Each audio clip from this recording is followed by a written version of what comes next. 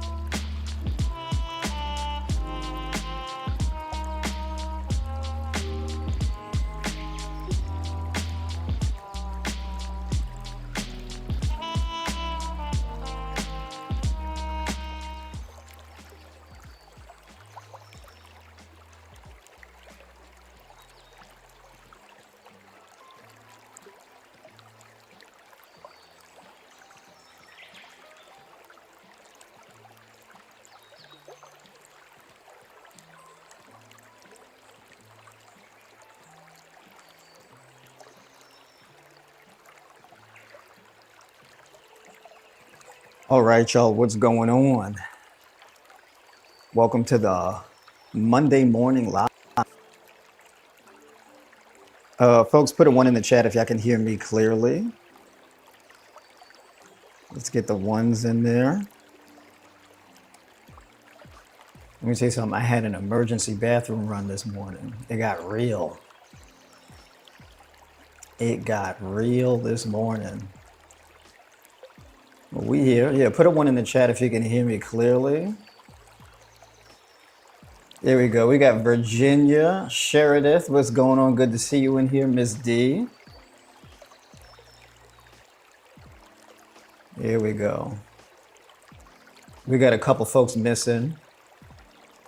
But yeah, on the last call, I believe last Thursday, Sheridan, I was gonna pull you up. I was gonna bring you on, have you check in. You know what I mean? Get you on the mic. But we gonna see if we could do that this morning.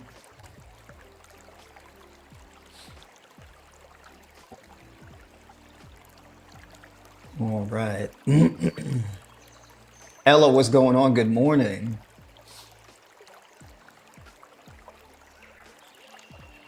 Now, let's see if we can get Ella. We'll see if we get you on the mic and check in. See how you doing. You know what I mean? But I'm not gonna.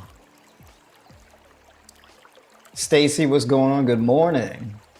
Oh, by the way, welcome to the tribe. Let me know if you've checked out the High Raw Vegan Nutrition Guide or Tribe Flex or anything like that yet. Let me know if you was able to get into any of that stuff so far. I'm going to be dropping a few new things. I got a new video that I'm dropping in regards to new diet plan, specifically new diet plan for weight gain. A lot of people have been requesting weight gain. So I got to get into that. I'm going to start. What do I got to do? I got to prep. I'm going to see if I can prep pineapple. I got to cut melon. I got to prep overnight oats. And I think I'm going to do the sweet potato souffle again, if I have time to do that.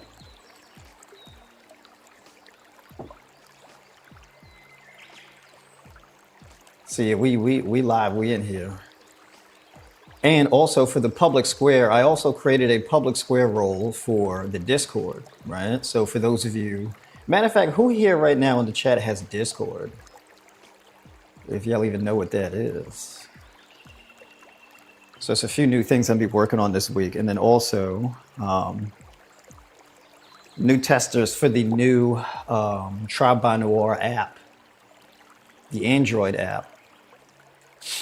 So I got to send y'all the link to that also. You can get that from the Google Play Store. See, I'm working on a few new things.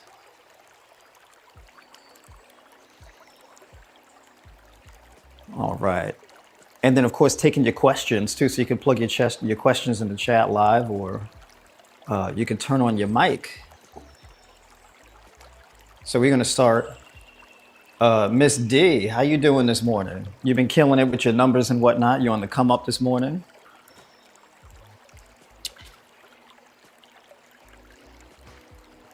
There we go. So there we go. That's what I'm talking about. We're gonna turn these numbers around for good this week. We're gonna turn them. That's what I'm talking about. So you said you're breaking some records for the year so far, right? That's what I'm talking about.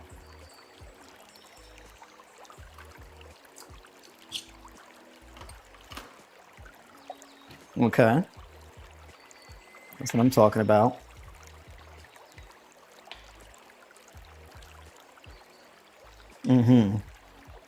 There we go. Yeah, because last time you told me you've been able to maintain like 160, so now you're down to 130, you said?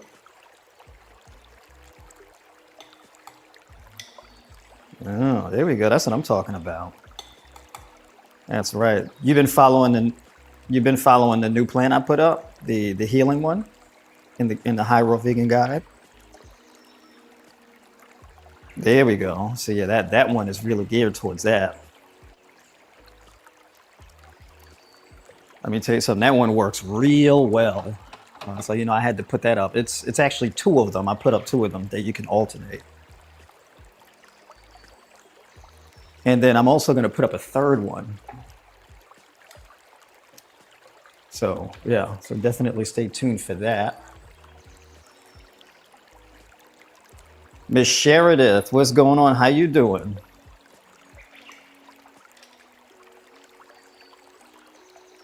I'm doing pretty well. That's right. I'm just making this overnight oats. Right, this is typically one of my breakfast staples, and this especially in this winter season.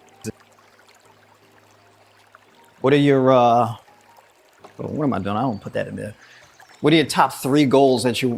What are your top three health goals that you want to achieve by the closeout of this year?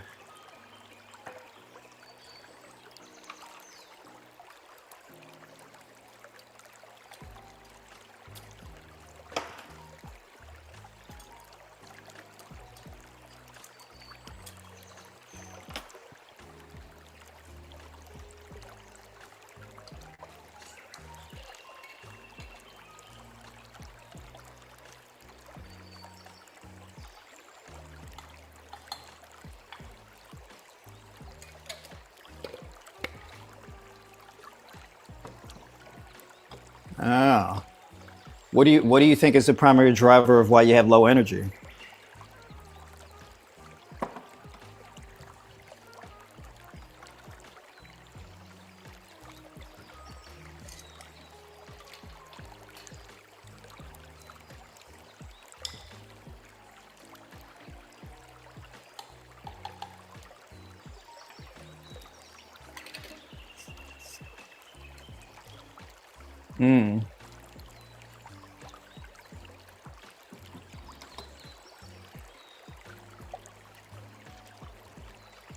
Have you been following any of the diet plans from the High Raw Vegan Guide?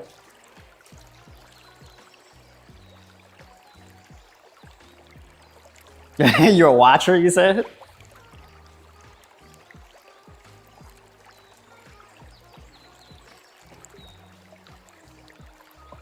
Gotcha. Okay, there you go. Yeah. So basically, actually a thing.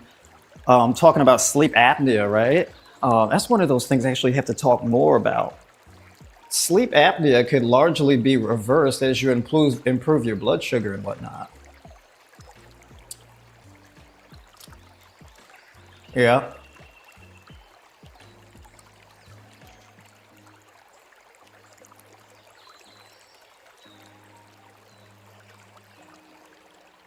Hey, yeah, Ella, you can jump on. You can jump on through the Zoom link. I actually posted it in the Discord as an event. Uh-oh, I hear myself. Who's that?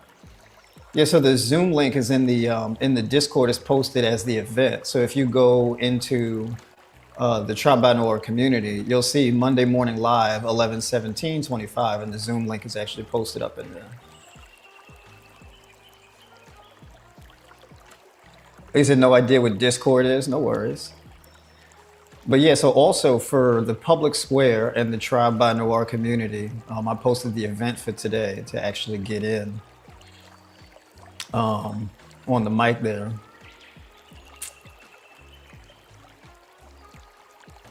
But yeah, so basically, oh, by the way, what we got? Fado, what's going on? Big shout out to you tuning in from Jamaica. How y'all doing over there in Jamaica? How's the recovery going? The word, is there food and exercise? What is there food and exercise best for testosterone building? I could talk a little bit more about that also. Oh, you said you can't hear the guests on the mic? Oh, interesting. Hold on. Oh, I think the reason why too is because if y'all will hear that, it'll be doubled for them. I don't know how to fix that without. Hold on a second, because I think matter of fact, and y'all let me know in the Zoom. Hold on a second. Let me know if y'all hear yourselves echoing when I turn that off.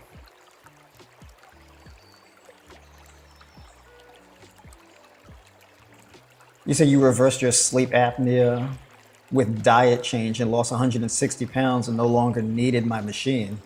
Yep, there you go. So yeah, as far as sleep apnea is concerned, sleep apnea is one of those things that's directly related to blood oxygenation. And so typically when you improve your blood sugar, you also improve your blood oxygenation, right? So you actually breathe better, you have clearer airways as you improve your blood sugar.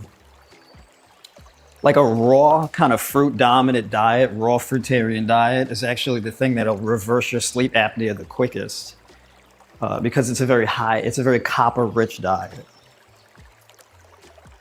right? Copper is like,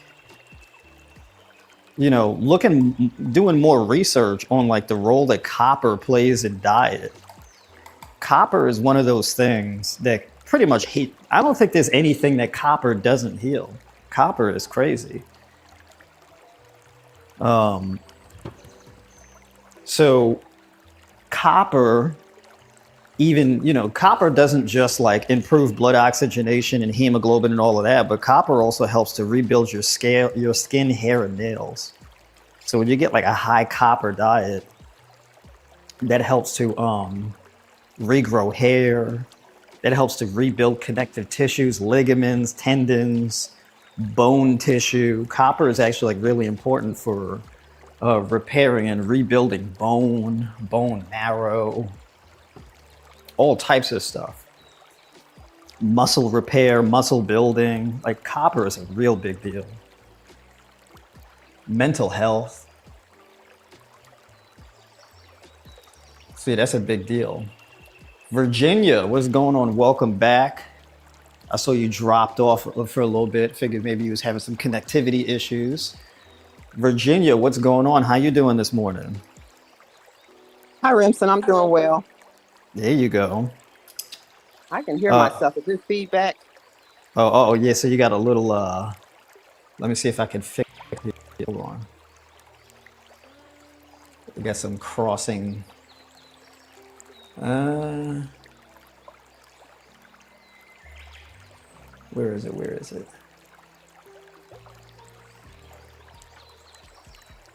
All right. I think maybe I just fixed it. Okay. Yeah, Do you that still sounds hear? better. That does sound better. Okay, there you go. All right. So what's the word? How you doing so far today, or this I'm this doing good. this this month, I should say. Yeah, I'm doing good. Not as good as I was doing at one point in time, probably a few weeks ago. Just I guess personal life things have been happening, so I haven't been as focused on making sure I get my fruits and raw fruits and stuff in, well, raw vegetables in as much as I was before. But I am starting to do that this week. I'm going to actually go to the farmer's market today because our farmer's market closes early, like every day at 6 o'clock. So it's trying to hard getting there after work. And this weekend I Mm. wasn't able to, but yeah, but definitely I feel better. I'm still doing my walks and stuff. I just went outside and did the leaves, so I'm gonna still go for a little walk this morning. I'm on my way out now. But yeah, so just got to get back into doing my bags with the fruit. That really worked for me. Hmm. I had that little riff with the doing the juice fast with my other community, and it just that sort of threw me for a loop for a little bit there because I was undecided which one I really wanted to do because I was doing well on the fruits, the whole fruits, and I think for me that works better for right now. So that's what I'm gonna stick with, doing mostly raw with the mostly fruit, and then a Right. salad or something like that in the evenings. Absolutely. Yeah. That whole But my food is weight is because you feed that still, gut health. yeah, Yeah. and I need that because I've had gut issues for a long time now. So, but my weight is still, maintaining. I've released 30 pounds so far this year since January. So I'm able Nice. to keep that in line, and at least want to do another 30. But just figuring out how to do that and still, like you say, help my gut in the same time as far as doing something that's I can do all the time and not just some little, oh, let me go on this, little fad thing for a while. I need to do something I can do consistently and see myself doing it. So Absolutely.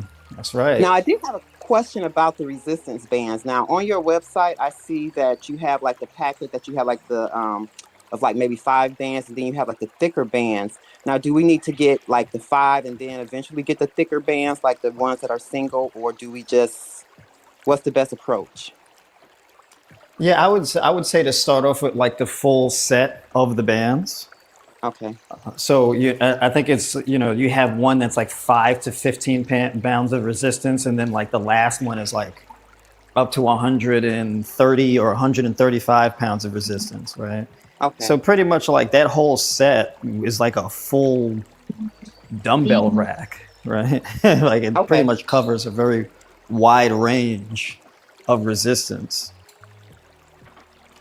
Okay. And right? then So just yeah, get the foot plate along with that, and I should be good to go. yeah, absolutely, yeah, that's Okay. right. Foot plate, door anchor, and that kind of thing. Okay. Going back to copper, right? Could you list some fruits high in copper? Pretty much all of them, right? But there are a few that are like some of my favorites, right? So grapes definitely is going to be at the top of my list. Grapes, copper. Let's see, which one do I want to do first? I think I'm going to do this one. So yeah, grapes, copper, watermelon, cherries, pomegranate, honeydew. Basically, all of your green, red, and violet colored foods, I believe, are the highest, are the ones that contain the most copper. And then also your nuts and seeds. So the hemp seeds, the pumpkin seed kernels, the sunflower seed kernels, cashews, peanuts, almonds, chia seeds, those also contain a lot of copper as well, right? Avocado. Where's my avocado, by the way? So now, like, I'm up to eating two of these. I put like two of these in my salad now. The avocado is an absolutely amazing source of not just copper, but also zinc, iron, um, magnesium, manganese, and that type of thing, right? So yeah, definitely avocado. Those are some little ones. I've been getting some big green skin avocados. But yeah, so avocado. I want to talk a little bit about food pairing too, right?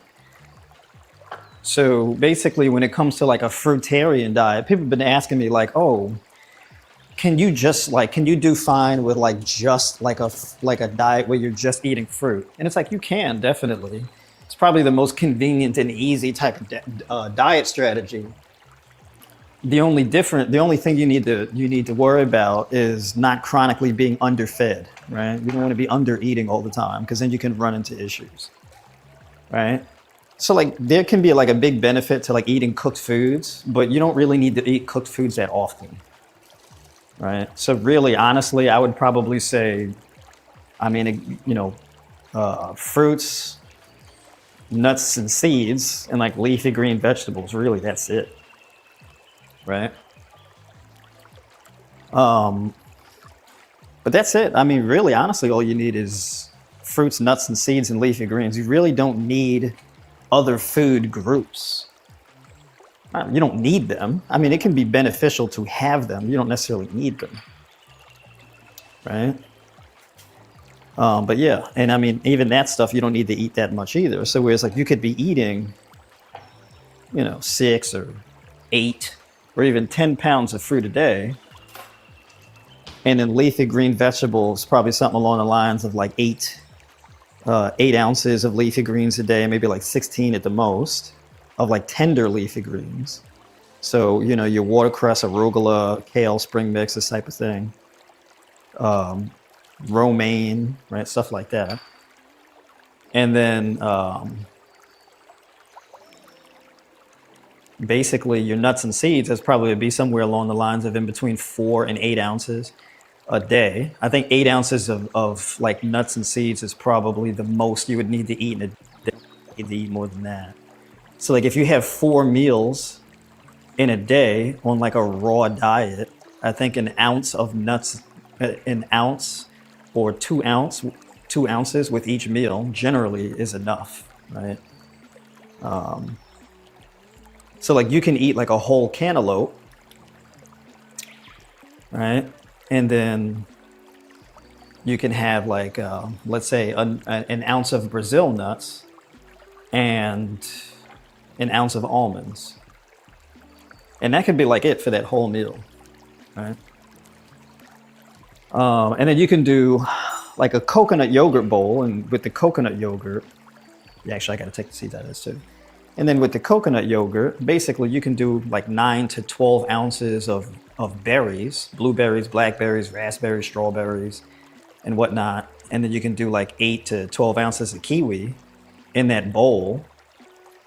And then you can put like a total of 1 ounce of nuts and seeds in there, right? So you can do mostly seeds, I would probably say, or like crushed walnuts. So you can do like an ounce of walnuts, right? And then you can do, let's say, a few tablespoons or so of hemp seeds or flax seeds, chia seeds, whichever ones you want to do. And that's about it, right? And that's a good gut-friendly meal. That's like a good number 2. And in a meal like that, I mean, you can get anywhere, you can get like around 30, 35 grams of protein in a meal like that, right? If you do like 4 tablespoons of hemp seeds, that's like 12 grams of protein. And then if you do an ounce of walnuts, that's like 6 grams of protein. And then your berries, you do like 12 ounces of berries, that's another, 8 grams of protein? And then if you do 8 ounces of kiwis, that's like another, 3 grams? So they add up, right?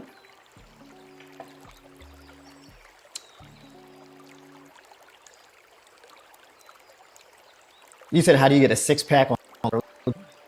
Well, so the thing about muscle building is more so about how you train, not how much protein you eat. So you don't really need to eat much protein in order to build muscle, right? Typically what happens is like on a raw diet, it may be a bit lower in protein, but it's much higher in overall energy. And it's a very copper dominant diet. And copper, it's very rich in copper, magnesium, manganese, B vitamins, all of these things that you really need to build muscle. It's not just protein. So you can eat a lot of protein, but the thing is you can have a diet that's high in protein, but it could be inflammatory and it could be heavy on your gut, right? So it can kind of disrupt your body's ability to recover and build muscle because you're flooding your bloodstream with a ton of nitrogen and inflammation depending on the foods you eat, right? So there's a bit of a counterbalance, right? It's kind of like, yeah, high protein diet is good if you like really cut your carbohydrates. You use the high protein to compensate for the lack of overall energy. If you have a high energy diet, you don't need that much protein because the muscle recovers a lot quicker and the high energy stored inside the muscle tissue, it does a better job of preserving the muscle tissue and it speeds up recovery. And so the faster you recover, the more muscle you can likely build. If the recovery process is taking too long, muscle building actually decreases over time, right? So slower recovery equals slower growth. So people will recover faster on a more raw diet. Your diet doesn't have to be completely raw, but the more raw your diet is, the easier it is for you to recover, right? So protein isn't really necessarily the whole game. What's going on, Miss Zena? We got Zena with a Z in here. How you doing? Good morning. I'm doing well. That's what I'm talking about. You get the miles in yet this morning? I didn't.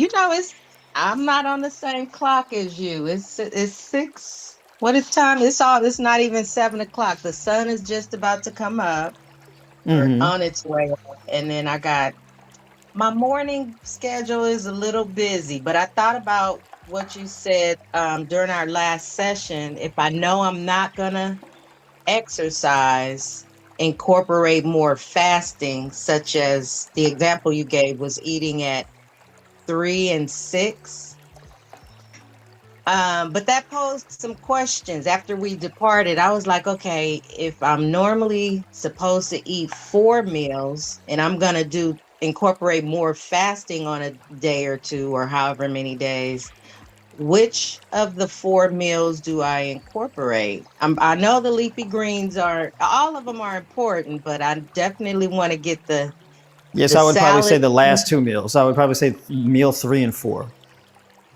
Okay. Now, however, Mm.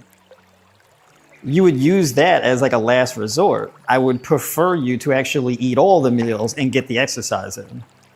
I know.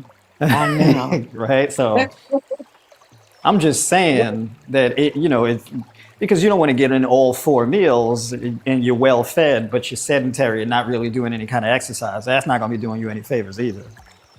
Right. Of course. Right? So you have to more so pick and choose, but I would prefer a more well-rounded approach. Okay.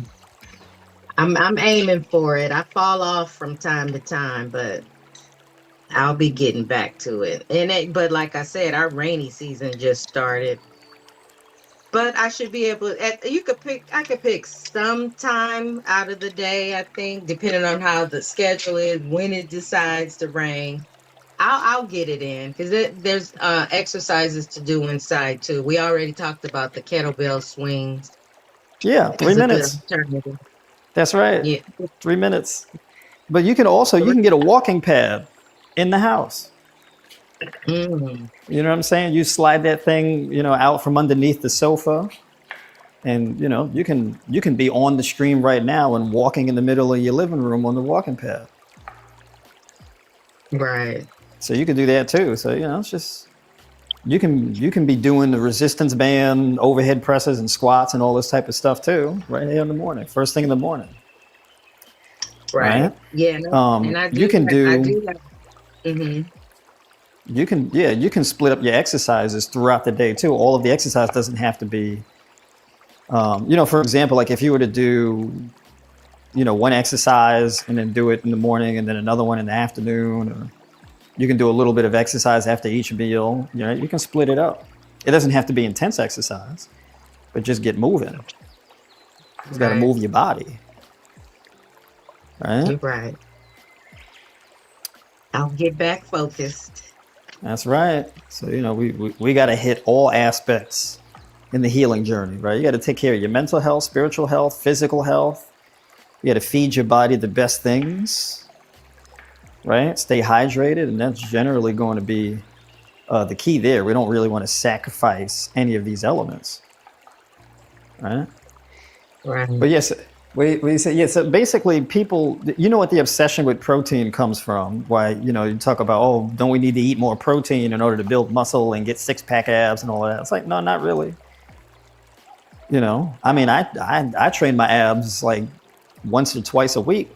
I don't do a whole lot of ab exercise, right? It don't take a whole lot necessarily to build muscle, right? Your body wants to build muscle. But, a lot of times too, people have these high protein diets and that keeps them from actually dropping the body fat, right? Like a lot of people, and they'll like go plant-based. You have a lot of bodybuilders go plant-based and they try to eat a plant-based, they would eat like a conventional animal product-based diet. And so they're cramming all of this like starchy foods and protein and whatnot, and end up wrecking their gut. And it's like, well, if you're going to be real high carb, you don't need a whole lot of protein in your diet. So I always tell people, start with 1 gram of protein per kilogram of lean mass. That's what most people need. And then if you feel you need more because your recovery is lagging or something like that, you can go to 1.2 grams of protein per kilogram of lean mass, right? Most men need between like 60 and 80 grams of protein a day. And then for women, it's more so along the lines of 40 and 60, right? And then if you're like a seasoned bodybuilder or something like that, you may want to do more so along the lines of 80 to 90 grams of protein, or 80 to 100 at most, right? You really don't need much protein. The more protein you eat, that protein can be inflammatory, right? All that nitrogen being dumped into your bloodstream, that's not necessarily a real beneficial thing. I mean, it can be fine if you've cut your carbs to the point where they're like non-existent, or like you're eating a lot of protein, but you don't eat that frequently, right? You're doing like a heavy fasting protocol.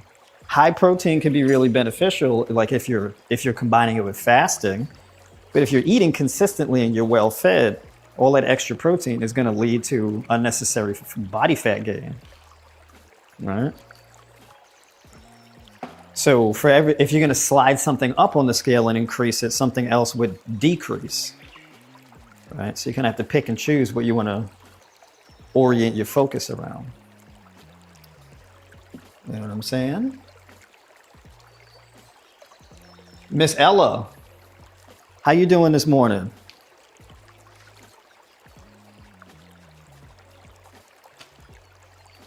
Ella.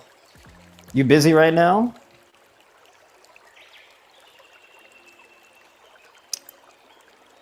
And then speaking of spiritual health too, man, let me tell you something. What's really going to get us through the challenges Can you is hear me? I can hear you. Yep. Oh, I'm good. I think. You said you think? Well, Yeah. there you go. Um, Hey, you've been on point with things. I have. I'm back on today. I've started my morning off with some herbal tea, some grapefruit, some blueberries. Had my meditation this morning, so Okay. yeah, I'm kind of past like the crazy stage. I needed to move out of the kitchen I was in, so I got all that taken care of. Now I'm just waiting to find somewhere else so I can start working again. But because I didn't have anything to get to this morning, it was easier for me to get back on my nutritional protocol. So There we go. That's what I'm talking about. yeah. That meditation, Lord, man, people don't understand. And I need to be better about that too, because meditation, I got to be outside.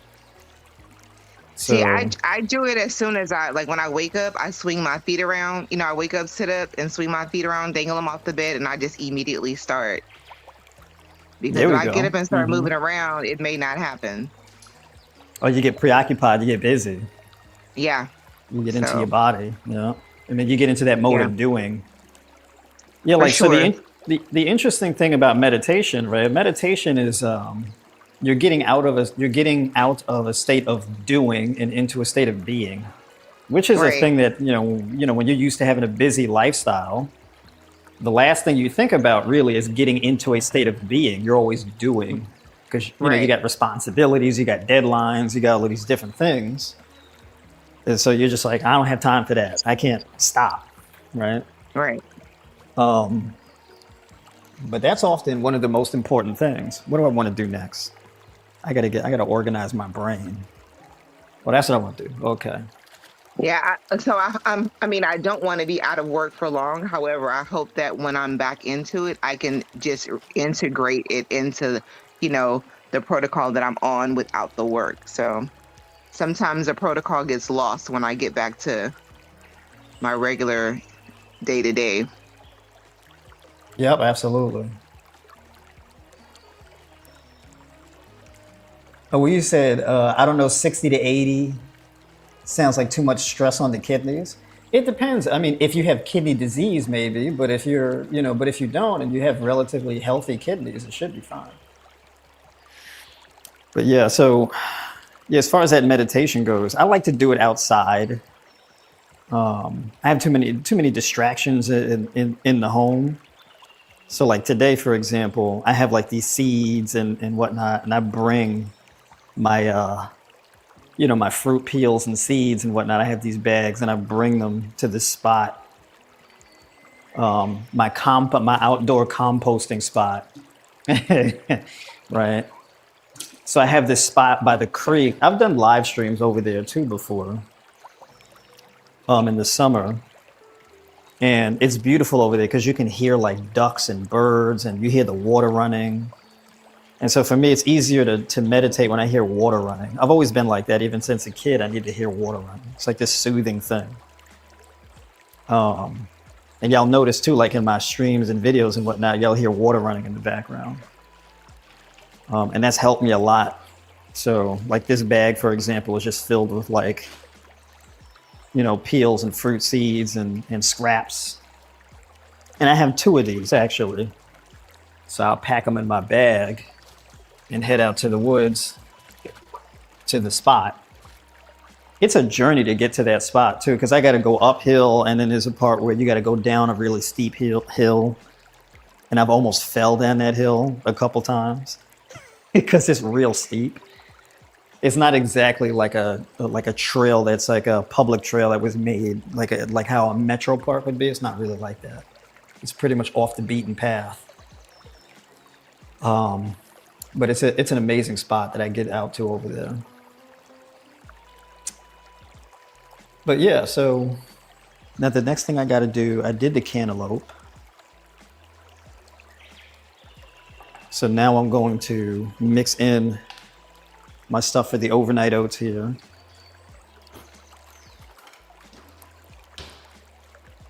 And I'm gonna see if I can do the sweet potato souffle. So yeah, talking about food mixing. On a raw diet,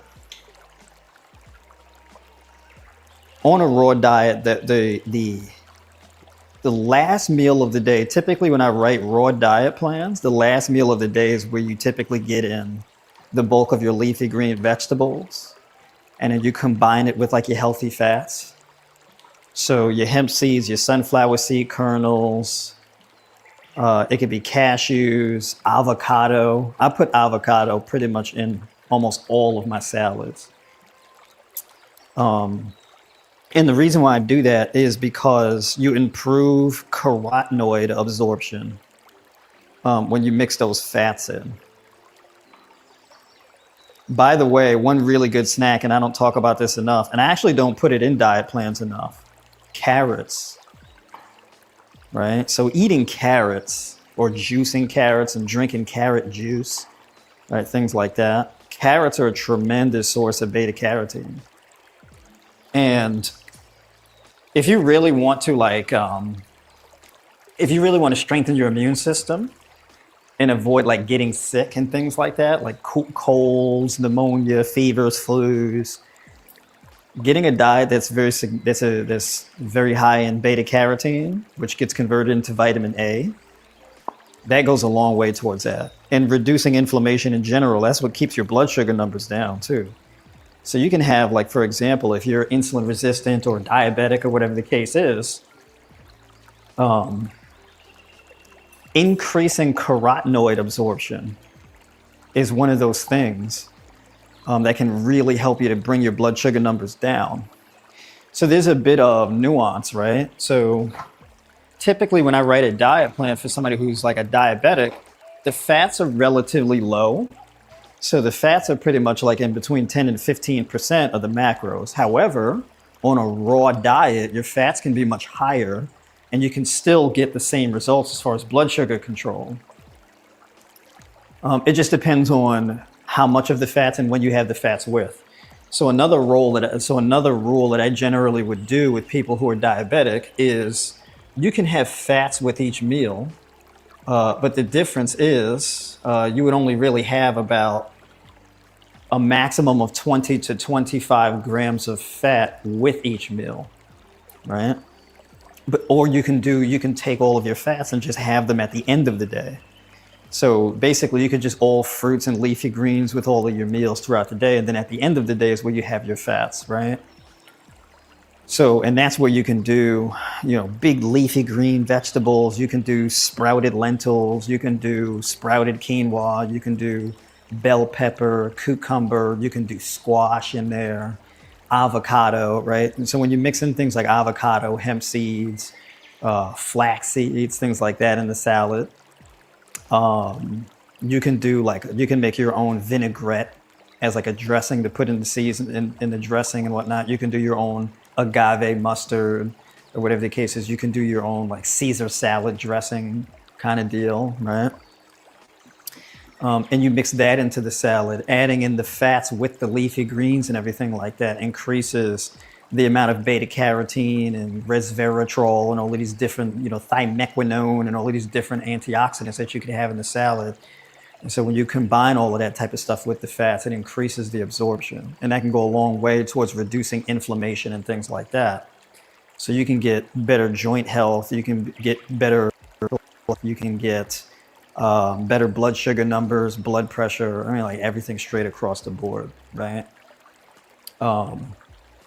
So that's one of the things that I'll put in for example, on the High Raw Vegan Nutrition Guide, for those of you who are Tribe by Noah members, you'll notice like this running theme where like that fourth meal is typically like that big salad, right?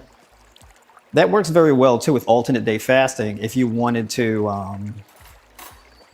if you wanted to have like a 6 or 8 hour eating window, right? And then fast throughout the morning until like the afternoon and then start eating at like 12 or 2 o'clock in the afternoon and finish eating at 8 or something like this.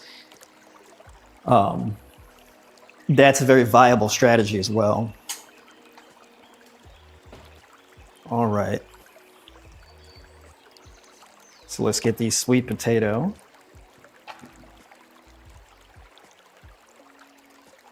He said he was always running water to listen to. Yeah. I was probably a little weird kid, right? It's like, what's with this kid and water? This kid always got to be in some water.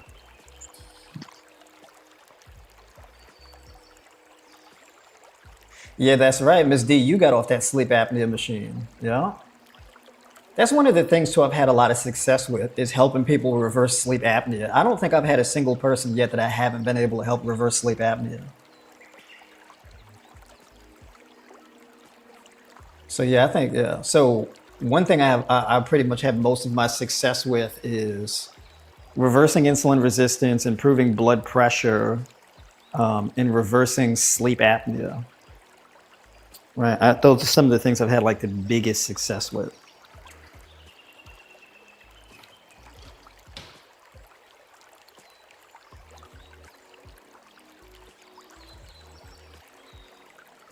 All right. Yeah, Mark, you still in here? I think Mark had to go to work. He told me he had to check out at 9:30, right? Have you had any experience with shrinking fibroids? Yeah, fibroids is one of those complicated things, right? Because it shrinks very slowly, right? So I've had success with helping people shrink thyroids. It just takes a long time. And plus, like, if you have like a lot of stress in your life, that tends to make the fibroids worse. So even if you're solidly on your diet, if you're dealing with a lot of lifestyle stress and sleep deprivation, that'll grow your fibroids, right? That's one of the things that I notice in particular. And this is very common with women, mostly when it comes to like, let's say menopause, whether it be premenopause, peri, or post. The fibroid issues tend to be one of those things that's difficult because if you're going through sleep deprivation, you can't really shrink them if you're not sleeping well, because the inflammation creates an environment for them to really grow, right? So you have women who get the fibroids and whatnot because it's either environmental contamination or it's hormonal imbalance, right? Or like insulin resistance. Which I guess insulin resistance is kind of like a hormonal imbalance, but is more so mitochondrial dysfunction. So it depends on the cause. Environmental contamination would probably be something like mold, right?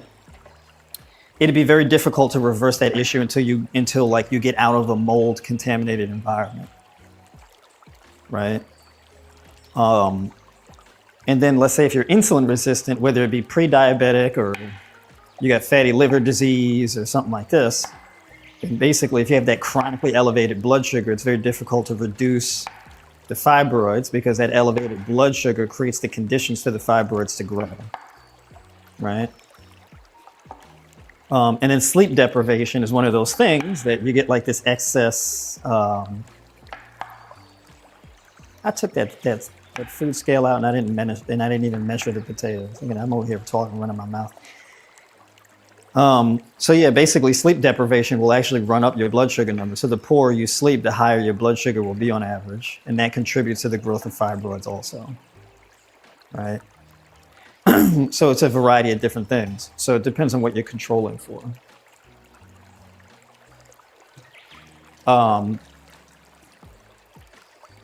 Most of my success with helping women shrink fibroids has come from improving blood sugar and sleep quality. That and getting out of like a moldy environment. So that's where like most of my success with those issues have come from, helping women with that. All right, let me measure this right quick. Let's see how much this is.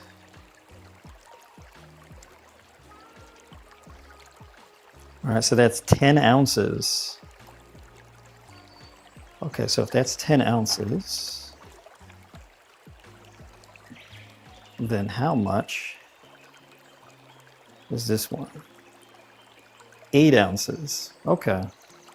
So a little bit more than a pound, that's fine. Because I'm making this sweet potato souffle.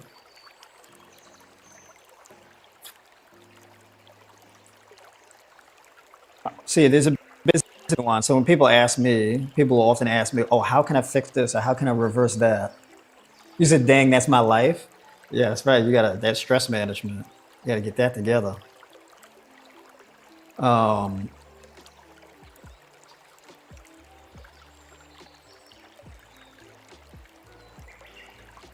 Somatic 18. I've been wanting, what's that? Tony High Raw? What's Tony High Raw? But I get stuck with the meal plans and start overthinking. What meal plans are you getting stuck? Oh, you said you want to be high raw? Is that what you mean? Is that what you meant to say? Yeah, so and this is why, like, when it comes to, like, let's say high raw is almost implying that all of your meals throughout the day, let's say you eat 4 meals in a day, the first 3 will be raw, and then the 4th one will either be a cooked meal or have a cooked food in it, 1 or 2 cooked foods in it, right? So for example, like a high raw salad could be like a raw salad, but with cooked chickpeas in it, right? Or what's another example? High raw can even be like, you have a raw diet, but you put in dry roasted nuts and seeds, which technically are not raw, right? And then a fully raw diet is basically just like, it's all fruits, leafy greens, and then like sprouts and things like that. Sprouted mung beans, sprouted lentils, sprouted quinoa, right? Things like that. Soaked nuts and seeds, right? That's another one. I typically, soaked nuts don't taste that good. But when you roast them, that's typically when the seeds taste the best. So I prefer dry roasted. Dry roasted meaning you're not like roasting them with oil, right? So that's why I say more high raw. I'm not like ideologically raw. It's just like most of your diet is raw, right? All right. So now I got all that potato together.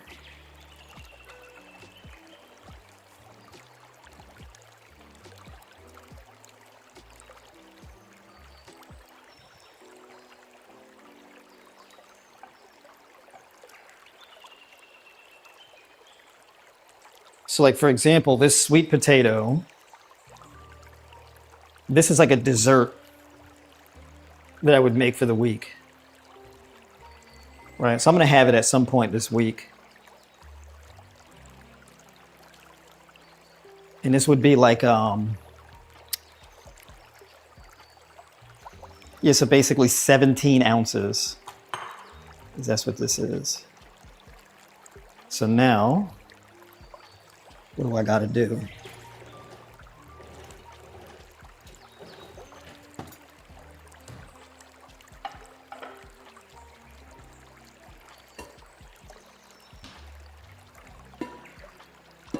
I'm going to steam the sweet potato.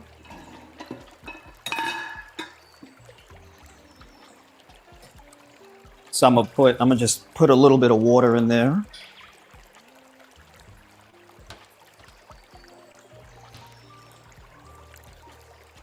What foods do you recommend for sciatic nerve pain?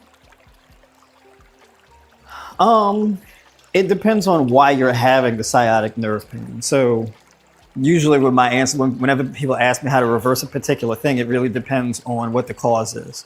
So I always go back to the root cause of why you're having the issue in the first place. So for example, are you having sciatic pain because of inflammation that's largely stemming from your diet, or are you having sciatic nerve pain from like a particular movement pathology, right? Like let's say you have a major muscular imbalance and that's causing you to have sciatic nerve pain, or it's the way you're sitting. Let's say you're working a desk job and you're spending a lot of your time sitting, and the way that you're sitting or the chair that you're sitting in or just the overall amount of sitting that you're doing is contributing to you having sciatic nerve pain, right?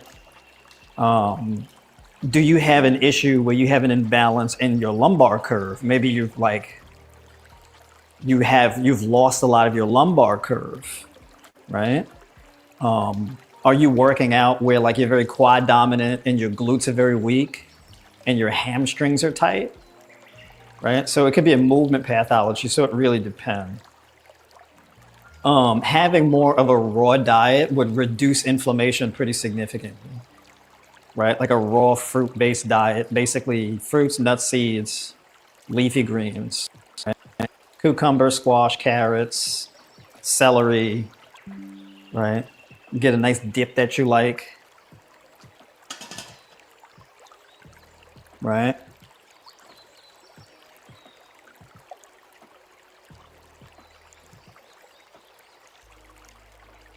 All right. So we're gonna let that steam. So a raw diet generally would be good for reversing joint pain and issues like that, sciatic pain, etc. And staying hydrated. So at the top of the list, if we're talking about just straight foods that would help to reduce inflammation in your joints in general, citrus fruits like grapefruit, tangerines, oranges, tangelos, pomelos, things like that. Watermelon, honeydew, cantaloupe, things like that would help to heal joint pain. Grapes, cherries, pomegranate, berries, kiwis. Right, some of my go-tos there would definitely help with that. So yeah, those would be my main ones that I would say that would really help with those things, right?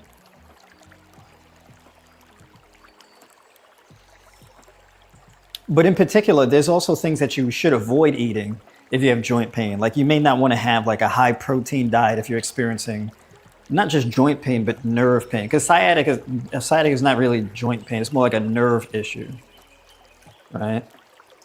So you really have to focus on blood oxygenation and hydration in order to really fix that issue, at least as far as diet is concerned. But you would still need to do some type of rehab or something like that, or movement hygiene, in order to fix the sciatic issue more permanently.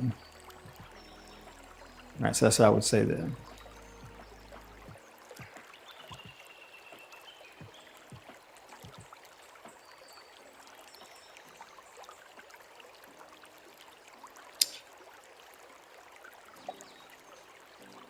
I'm actually today, I'm making some video tutorials for the Tribe Flex program where I'm actually going to be talking about rehab and prehab Prehab meaning injury prevention, and then rehab meaning recovering from an injury.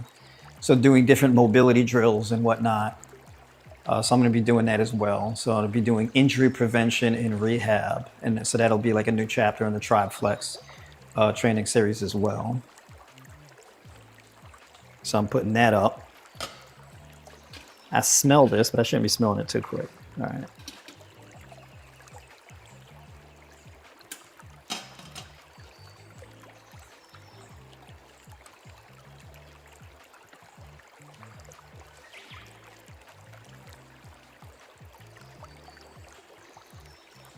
Oh, by the way, Stacy, you know, you can get on the mic too in the Zoom call as well.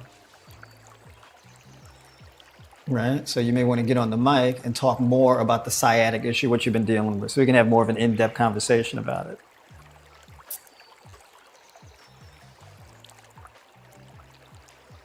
And then also we'll be doing the next one right now. The next call will be Thursday night. So some of y'all can't get on the mic, you know, because you're at work right now listening in. So you may have to do at night. So that's when we got the Thursday call. Z, aloha, what's going on? How you doing? Good morning. So yeah, basically, I got a lot of updates coming. By the way, I'm going to be sending points to everybody who joined in on the Zoom today. So Sheridith, I sent out points from the last one that I did also. Because, you know, we got the platform gamified. So folks could jump in on here. I didn't mean to do that.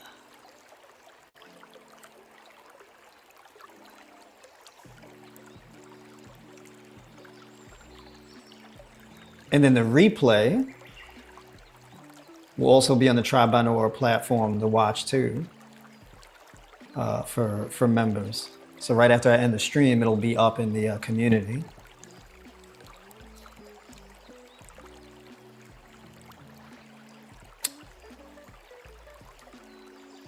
Just give me 1 second here. All right. So yeah, weight gain. I'm still on the journey with the weight gain. Weight gain is hard because of all the eating you have to do, right? But then also you have to kind of thread the needle. Like for me, I get packed to capacity because I don't do portion control very well, right?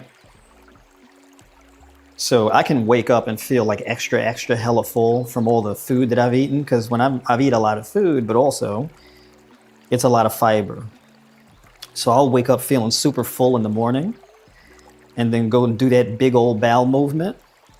The bowel movement to end all bowel movements. Like this morning was the hella movement, right? It was like childbirth. It's crazy. And so right after I got off that toilet, stomach all flat, feeling all emptied out, and then hungry. It's a complete reversal. So with all of this food eating, I've just got all of this fiber and whatnot flowing through. Kim, what's going on? Good morning. Yo, Kim, you know, you got to join the call, jump on the mic. You know what I'm saying? We got to get the update. I don't see you on the calendar either this week.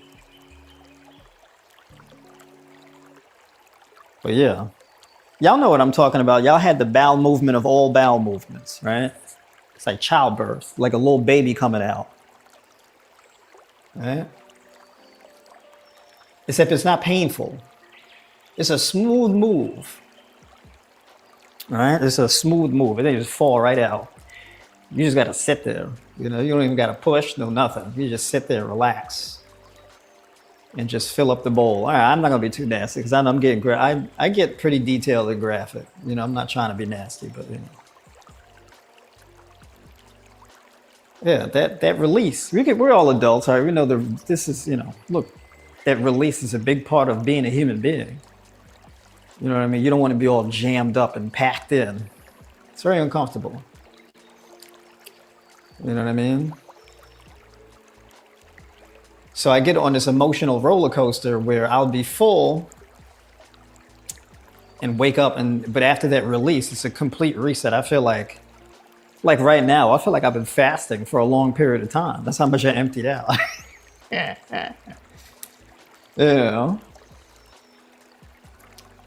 So now if I eat processed foods and things like that, like sometimes I like to eat chips or like popcorn. I don't do it often, but every once in a while, I may do it like once a week or something like that. And I kind of regret it a little bit.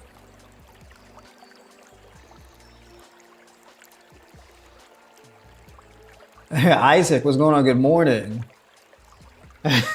What you mean, oh please? What fruits am I doing today? So basically today, aside from the rolled oats that I'm doing,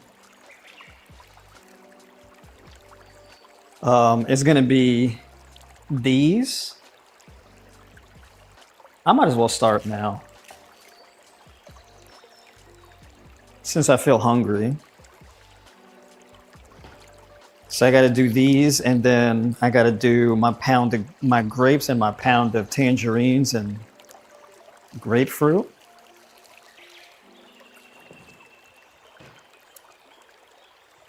So I got a lot of food to eat today, which is kind of weird. This is like a thing because normally you're not really supposed to eat.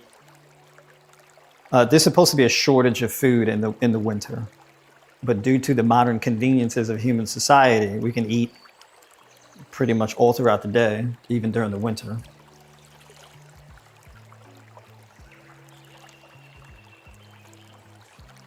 So winter, honestly, is probably the best time to actually do a real fasting strategy.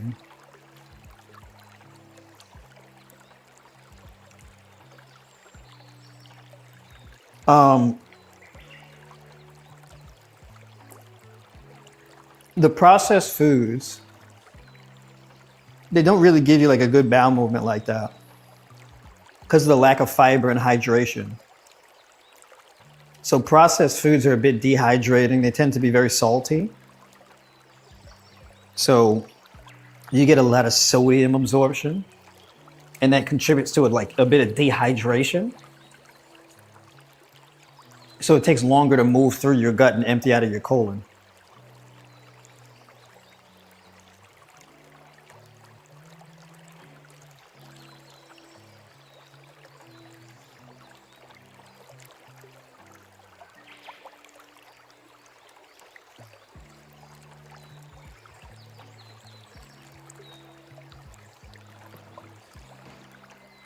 So, but typically what happens is if I do eat chips or whatever, I typically eat the whole bag. I have a whole bunch of bags of chips that have been sitting in the cabinet. Matter of fact, I'll show y'all. That's what I'm saying. I'm not perfect, y'all. I don't do perfection or dogmatism. I don't really do that. But I'll show y'all what I got. So y'all can see my snacks. Y'all hear all of these bags.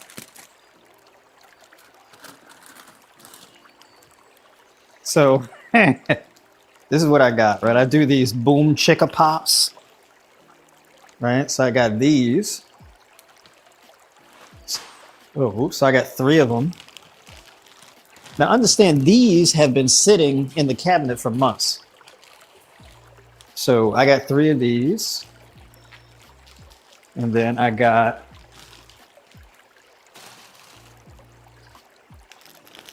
late July jalapeno and lime chips, right?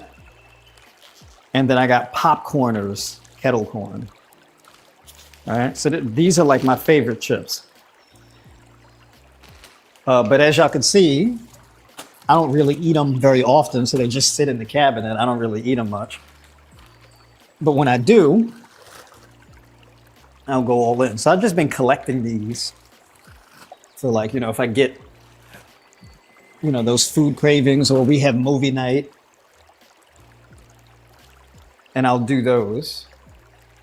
So I keep it real with y'all. You know what I mean? I'm not dogmatic. I like to eat chips and stuff too. I just don't do it very often because I'm aware of the effects that it has on your body. But if I do eat like that, I'm probably going to eat the next like 5 days or so, like pretty much completely raw and clear out.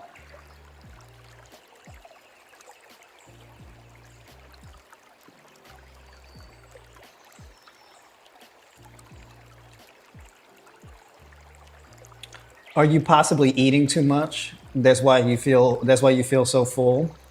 Yeah, I am eating too much. It is too much. Um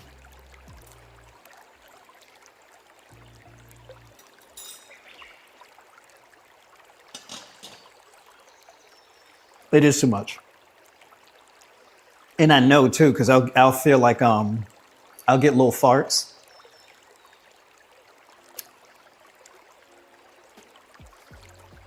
But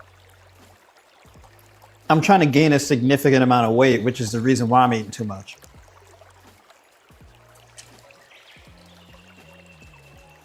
Um, but for me,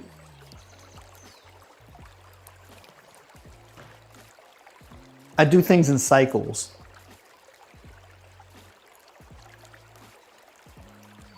So I'm intentionally kind of really packing in the food and gaining the weight because for me, I'm either going to be trying to gain weight pretty consistently in gaining an abundance of weight.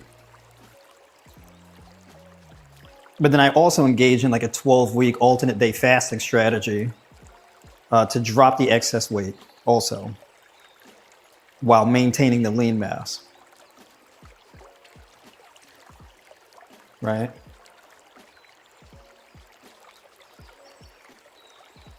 So eating in abundance is a thing I generally like to do.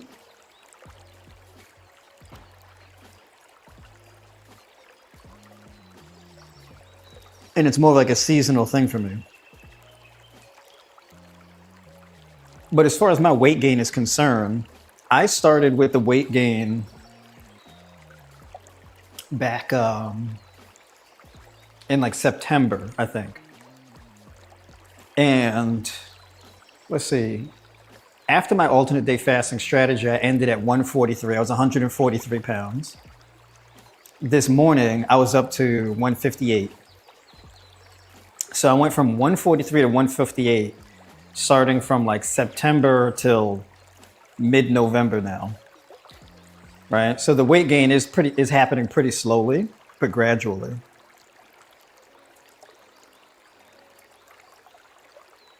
All right, Z, definitely get that run in. Enjoy the rest of your day.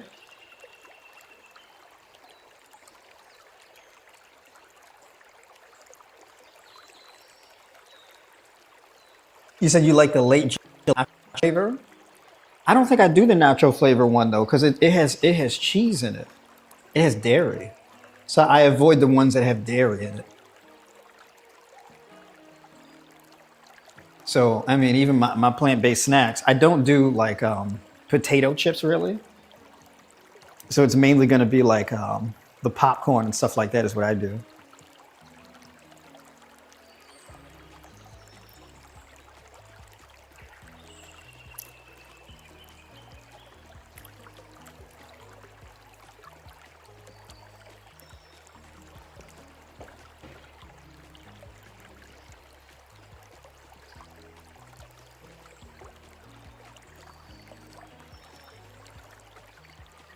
I'm waiting for these potatoes to soften up a little bit.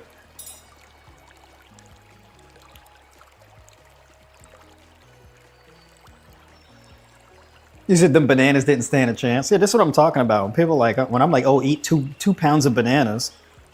2 pounds of bananas is like 800 calories, 200 something grams of carbs. So I can sit and eat like 6 or 8 bananas or whatever in one shot. And that's like, when On a fruit-based diet, you just eat a lot of the fruit at one time.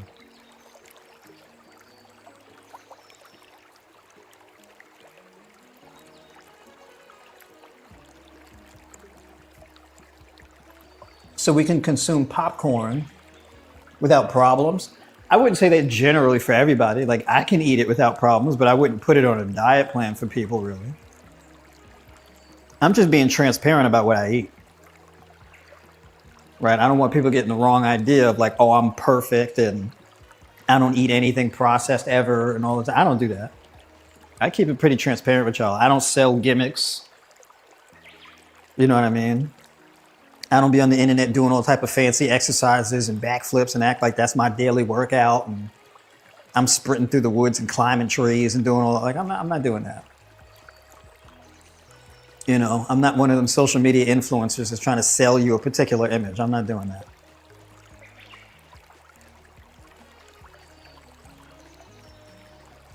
So,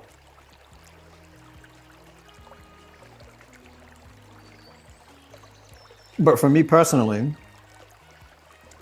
with those popcorn chips, I don't eat them enough for them to cause me issues. So I don't even do it once a week. It's probably like a couple times a month.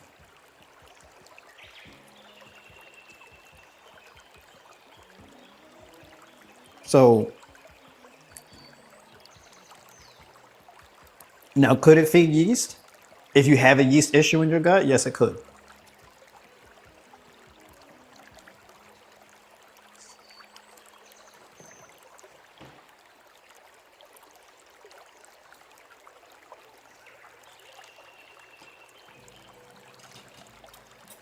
It definitely could. So, generally speaking, if you have like a lot of gassiness, bloating, constipation, you really shouldn't be doing any processed foods, right? If you have any type of gut health issues, stomach cramps, bad breath, lethargia, poor sleep quality, you generally shouldn't be doing any processed foods.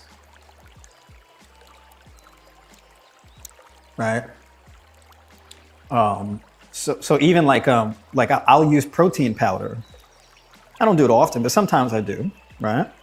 But I use like the protein powder, like the pea protein isolate. I'll use it as I'll use it as an ingredient that I put in meals. So like I'll put it in like, let's say if I'm making the red lentil sauce, well, no, not the red lentil sauce. If I'm doing like the sweet potato custard, I'll put the pea protein isolate in there because it gives like a nice hearty texture to it. Like that I just like. And of course you get extra protein in it. So I'll put that in it. I don't do it very often. So it'll be like, I think maybe like a couple times a month, for example. So like with the sweet potato custard, I think like a couple weeks back I did it. And then this week. So it'll be like twice this month or something like that I would do that. Just like with those chips, the late July chips. I'm probably going to have that bag maybe the last week of the month, maybe. So that's like a twice a month thing. So it's not that frequently. So if I'm making like a loaded oat pudding, I would put the pea protein isolate in it. But I don't really drink protein shakes. I don't really do that, right? Because you don't need to. Even like in diet plans, I'll make diet plans for people. And the diet plan will just be like pretty bare bones. There's no processed foods in it. There's no Impossible burgers or there's no, what's some Dave's Killer Bread or Mike's Killer Bread or whatever it's called. Like these things, these fancy brands. I don't put any of that in it. It's stuff typically that's very easy in a grocery store, right? So it'll be like things like sprouted lentils. It'll be things like avocado, grapes, honeydew, cantaloupe, berries, pomegranate, cherry, kiwis, pears, apples, right? Kale, arugula, romaine, spring mix, cashews, walnuts, hemp seeds, this type of thing, right? Rolled oats, whole foods, right? And not really any specialty items. I think as far as specialty items, the most common specialty item that I would use is nutritional yeast, right? Nutritional yeast is one of those things. It's extremely beneficial. Technically, it's a processed food, but the nutrient profile of it is absolutely phenomenal, right? Really good source of B vitamins, B1, B2, B12. Good source of protein also. I think like 2 tablespoons of like nutritional yeast is like 4 grams of protein. It's not bad. Another one that I would put probably in plans would be probably things for teas, burdock root powder, matcha powder, or like moringa powder, or something like this. So yeah, so.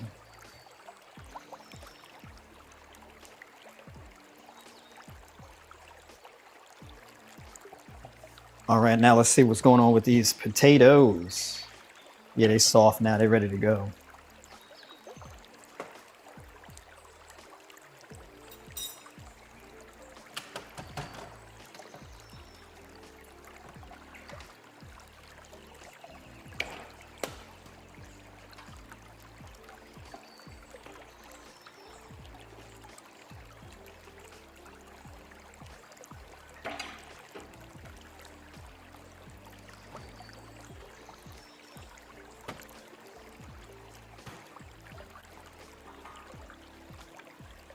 So now, just rinse the blender out right quick because there was some condensation built up in there from the last time I cleaned it, which was last night.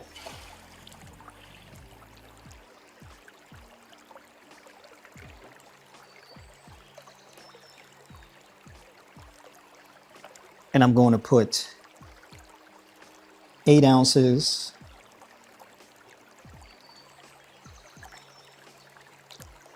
of plant-based milk in there.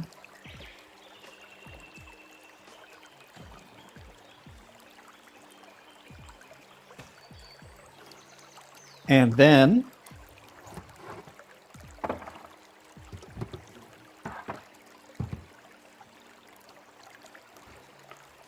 put the pea protein in here.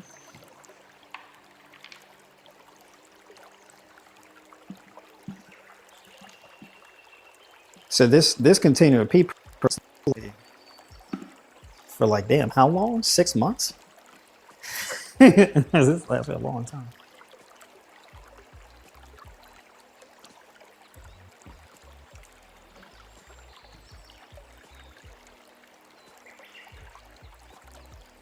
All right, put 2 scoops in there.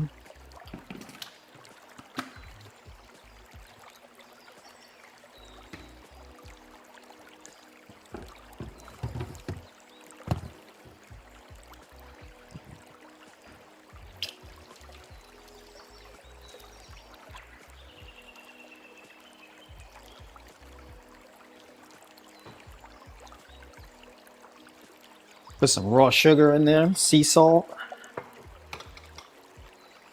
pumpkin spice,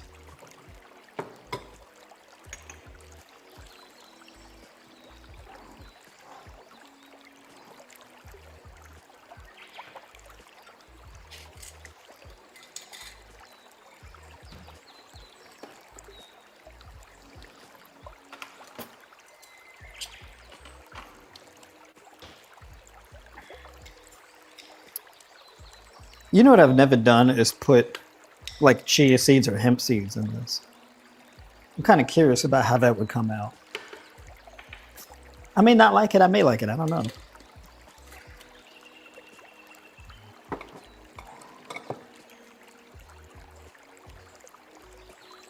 All right.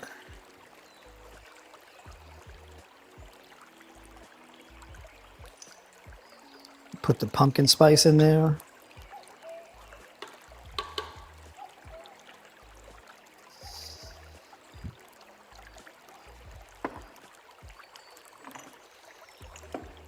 You haven't opened the other pumpkin spice yet? No, not yet. Not yet.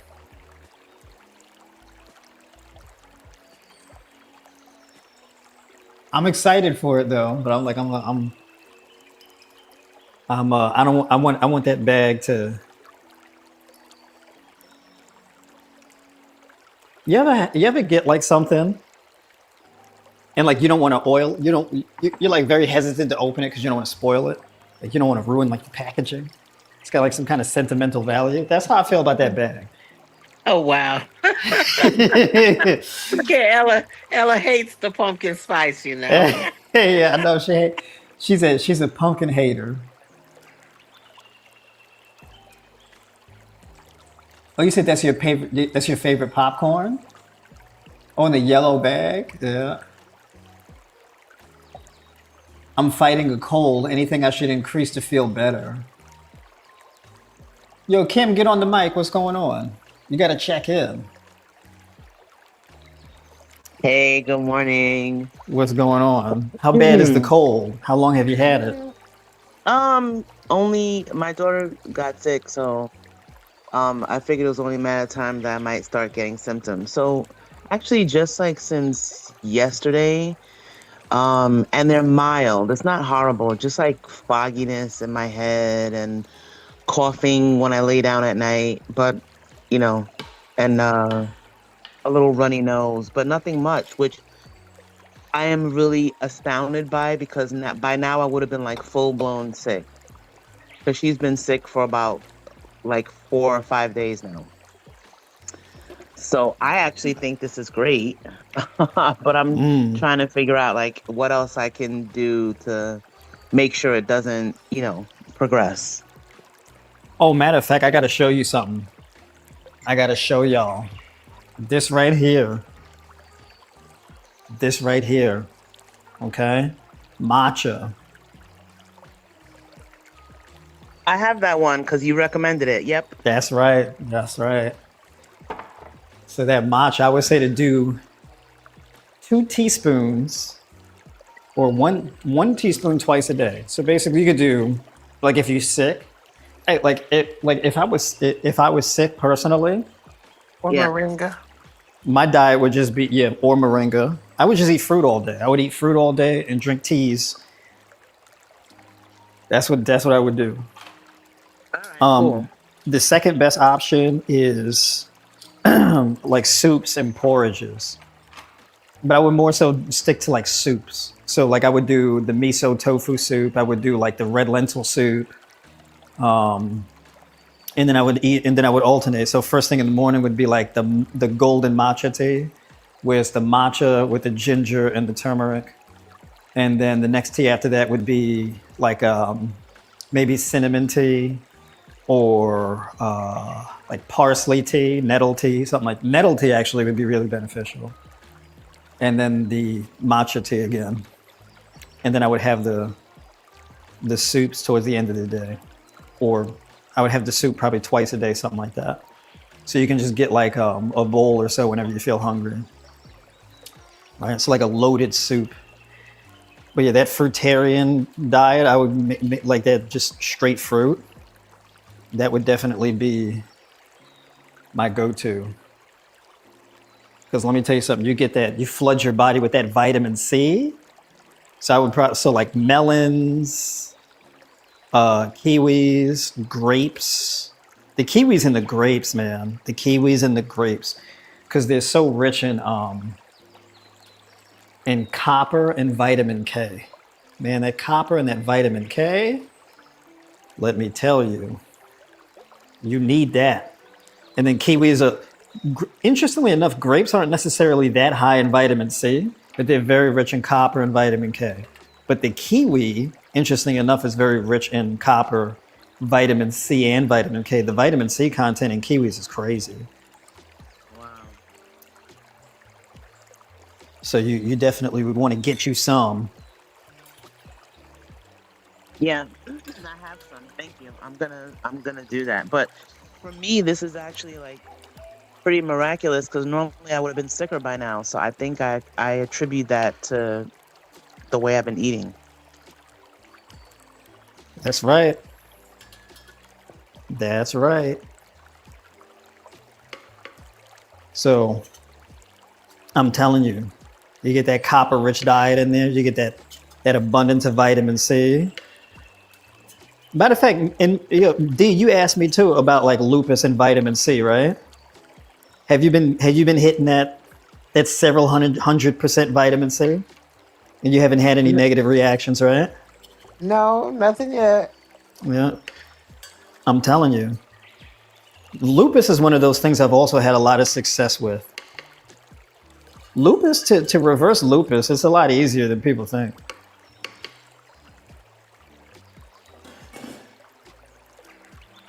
All right.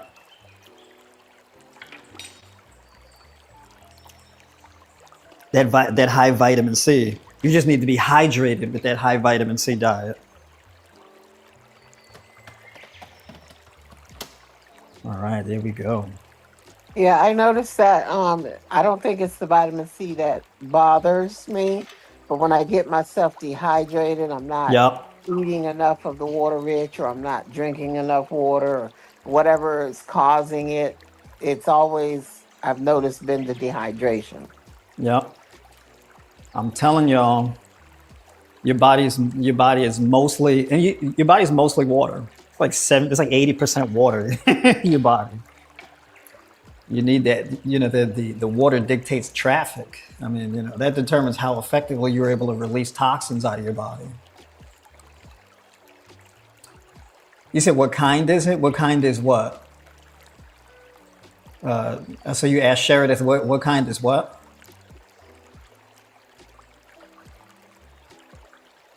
So you could turn that mic on and ask me about what you were referring to.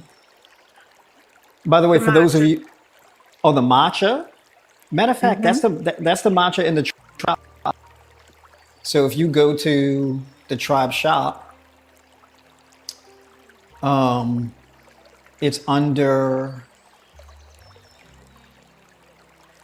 dried herbs and teas. So that matcha is particularly the one that um, I got in there. The packaging looks different though on that one. They changed the packaging. I guess they felt like they needed a bit of a facelift on there.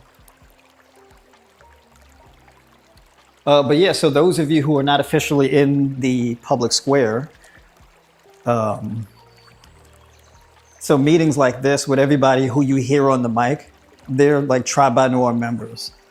So they're either members of the public square or the community, right? So I'm going to be having a lot more. So my live streams are gradually going to be just on the platform, on the Tribe by Noir platform.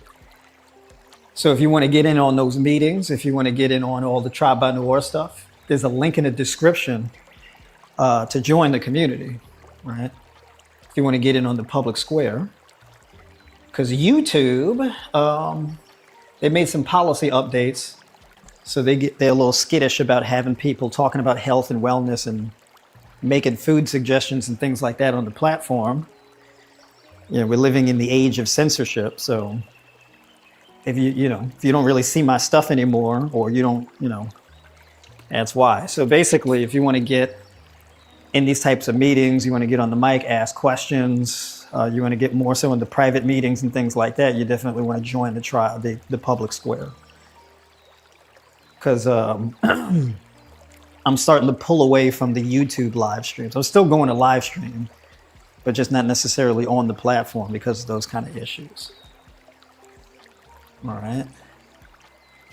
Meal plans and workout plans and membership, or got to get a consultation. No, you can actually join the tribe. The consultation is mainly if you just want to have like a one-on-one like kind of consultation or coaching call, which non-members and members can do that. But if you want to get, also if you want a meal plan or custom meal plan, and like if you want something more personalized, you can sign up for that too. So that's the 12-week personal coaching, or you can become a Tribe by Noir community member. And I post up diet plans and video explainers for all of the diet plans for Tribe by Noir community members. So the workouts and things like that. And those are used as like a template, and you can kind of customize them. Where you can increase or shrink the portion sizes depending on what you want your calories and macros and stuff to be. So it's basically a step-by-step guide showing you exactly what to do, food choices, food pairing, and all that. and it's a growing thing, right? So I keep expanding on it and adding to it, right? So Tribe by Know members get access to all of that as well, right? So like our next meeting is on Thursday, but that's a group coaching call that won't be on like YouTube, for example. So if you want to get in on stuff like that, definitely join the community. Let me start this blender. I'm going to mute up my mic. So just give me a second here.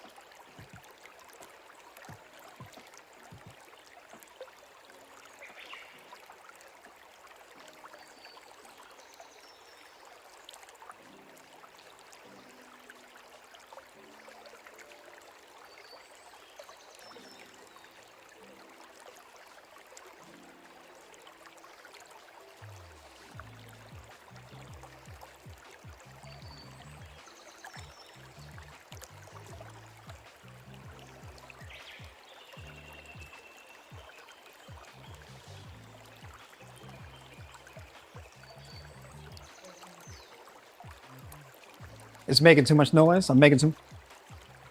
Oh, it smells good. All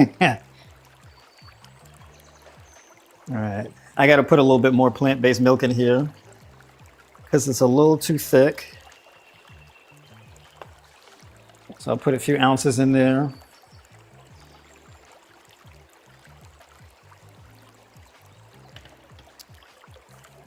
And I'm going to run the blender again.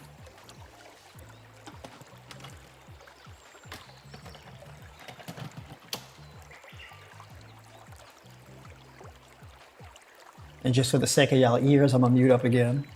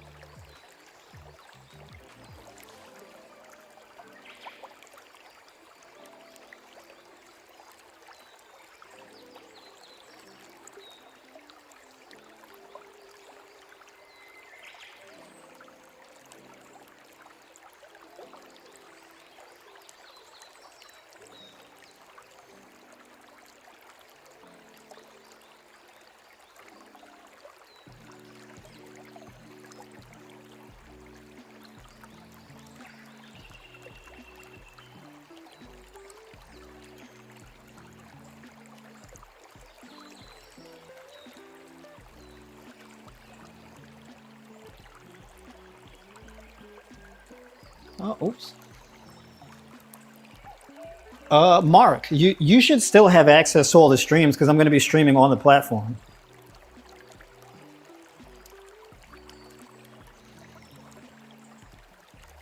So yeah, I mean, I'm live on the platform right now.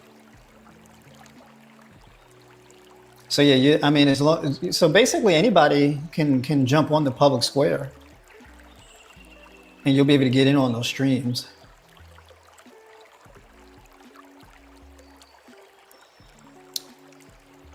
right? So like the Mondays, you'll be able to definitely jump on.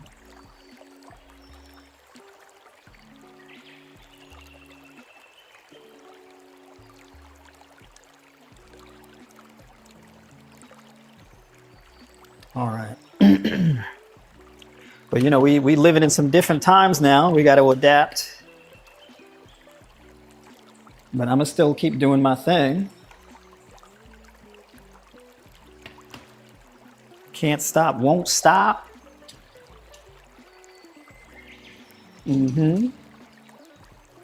So now I got to taste test this thing, see how it came out.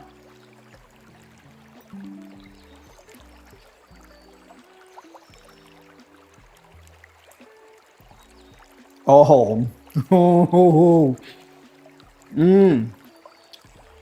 oh, that's super good. That tastes like birthday cake, at least to me. I don't eat like a whole lot of really sweet things necessarily. That's real sweet. Oh, that's so good. Straight pumpkin pie. Oh, that's good stuff. All right.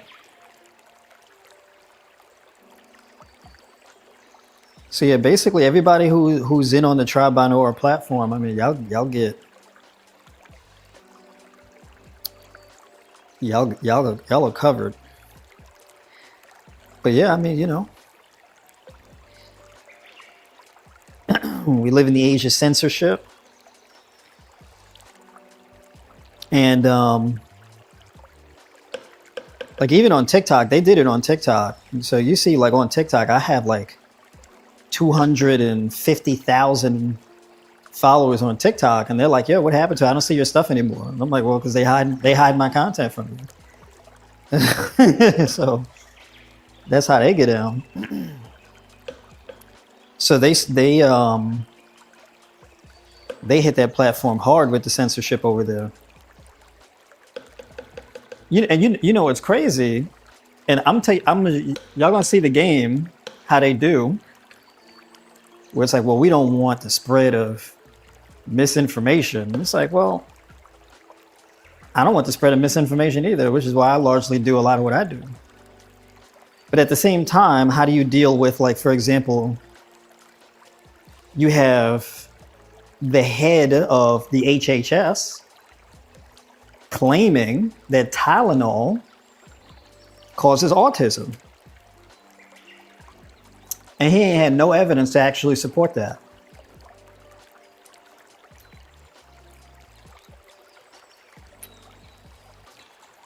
So is YouTube going to censor the head of HHS when he says that?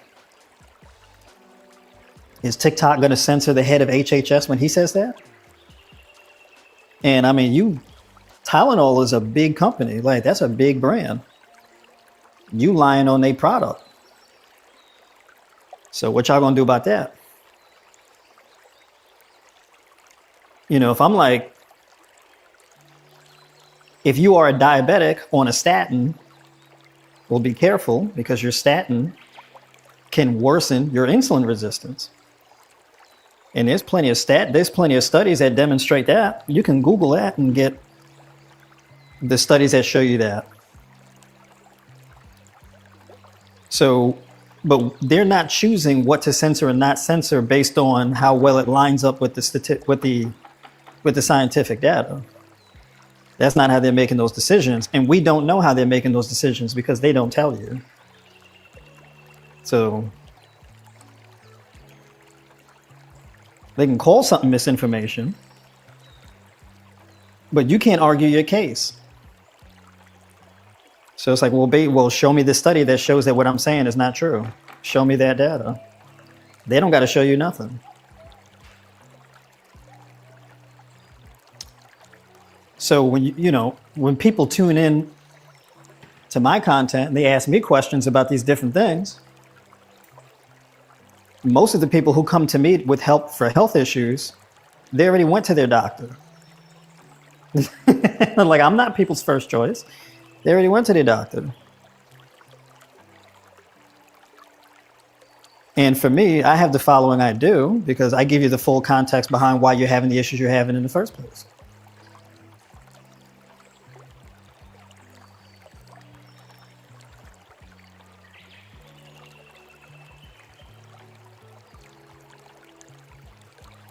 But one of the biggest complaints I get is when people are like, oh, it seems like all these doctors want to do is give you pills. This is so good. I'm like a little kid licking the spatula.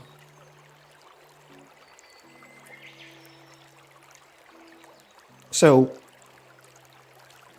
my whole thing is like, I don't think it's necessarily just doctors being malicious, but they can't spend an hour with every person they see to explain these things in detail. They have too many people. You have doctors who don't want to do it, and you have doctors who can't do it.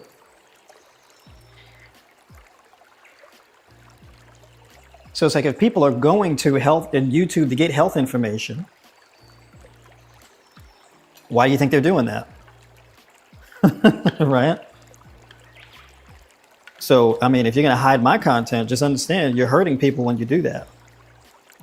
I've had people who come to me personally, they went to doctor after doctor after doctor. And they're like, I'm confused, I don't know what to do. They just want to put me on pills.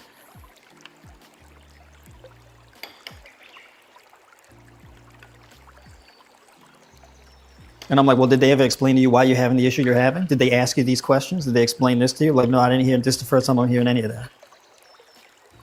You'll have somebody who's been living with high blood pressure for 10 years and not know what angiotensin is, not knowing what angiogenesis is, not knowing what homocysteine is, not knowing what advanced glycation end products are, not knowing what C-reactive protein is. Doctor after doctor after doctor's visit, and they don't know these things.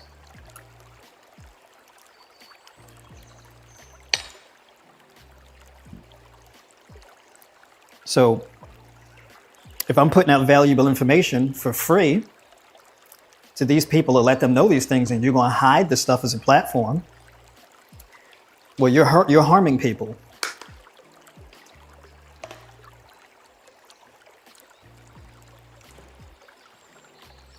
So yeah, sure, I support,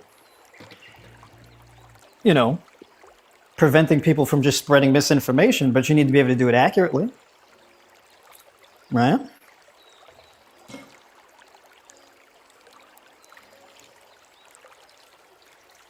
You have carnivore diet blew up on YouTube. I'm talking about like these people came out of nowhere on this carnivore diet stuff.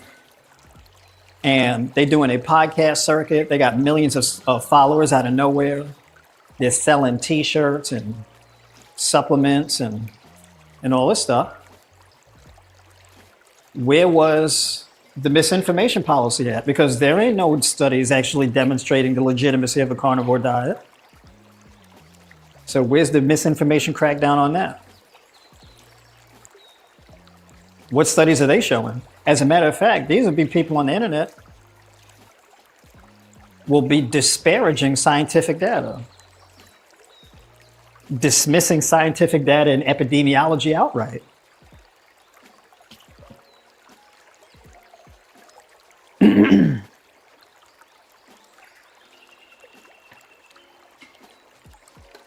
You have people, and I'm gonna be dropping that video soon.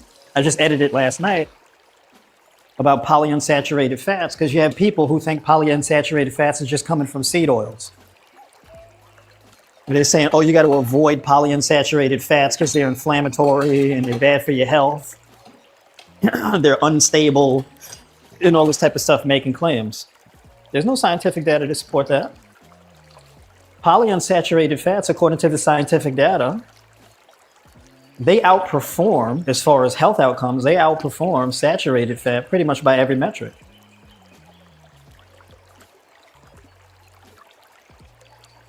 So if we're doing the crackdown, well, what data are we using to determine what's misinformation and what's not? So it's a scary time because you have all this confusion where people don't know what to do. You don't want to misfire. There was people saying, you know, if you're diabetic, don't eat fruit. Where's the scientific data that supports that? You have people where their doctors are telling them that. Meanwhile, with me, with my track record, I've worked with all kind of diabetics. They got better blood sugar numbers. They've been able to get off their insulin and all types of stuff.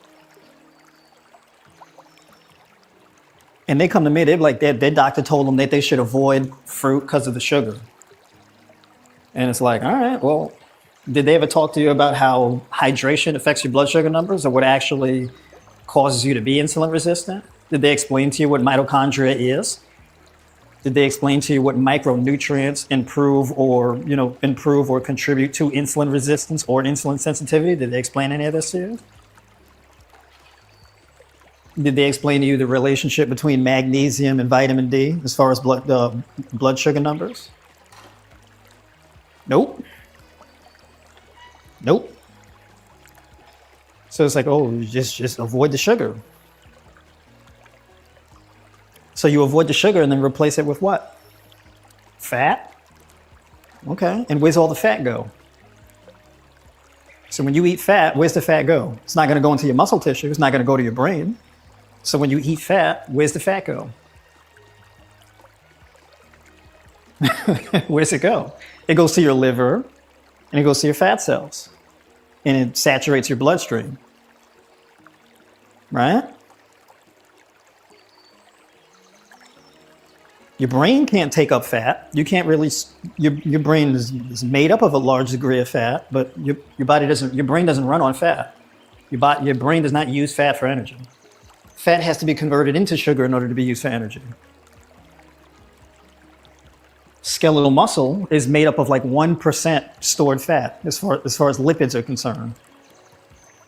If you get more than that 1% of fat stored inside your skeletal muscle, that contributes to insulin resistance. That could straight up push you over the edge and make you diabetic. You got to explain these things to people. Right?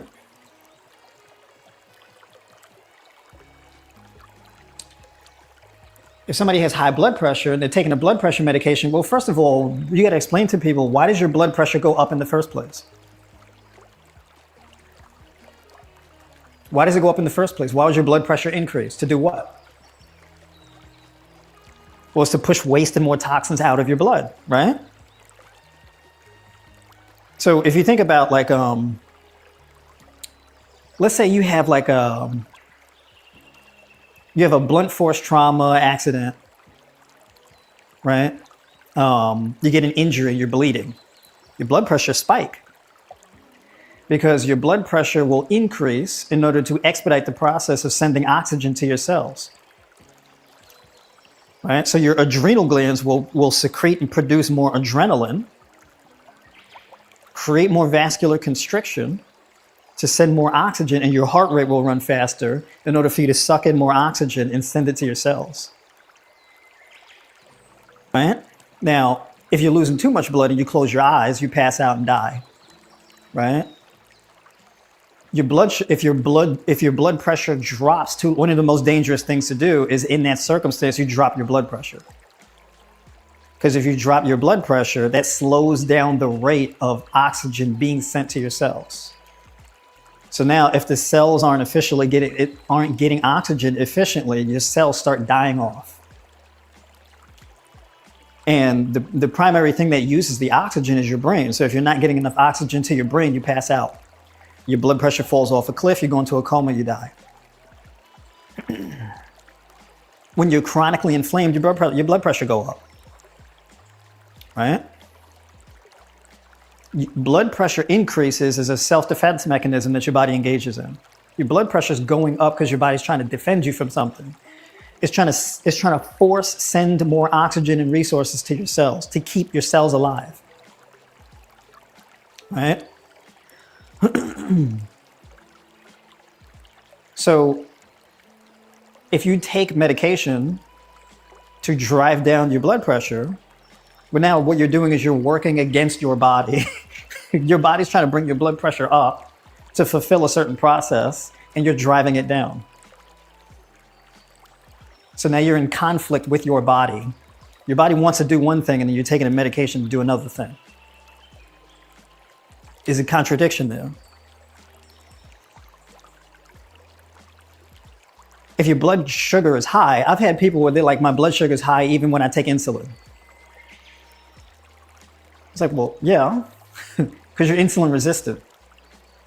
Now, if you're insulin resistant, taking insulin is not going to fix the problem. You're already secreting enough insulin.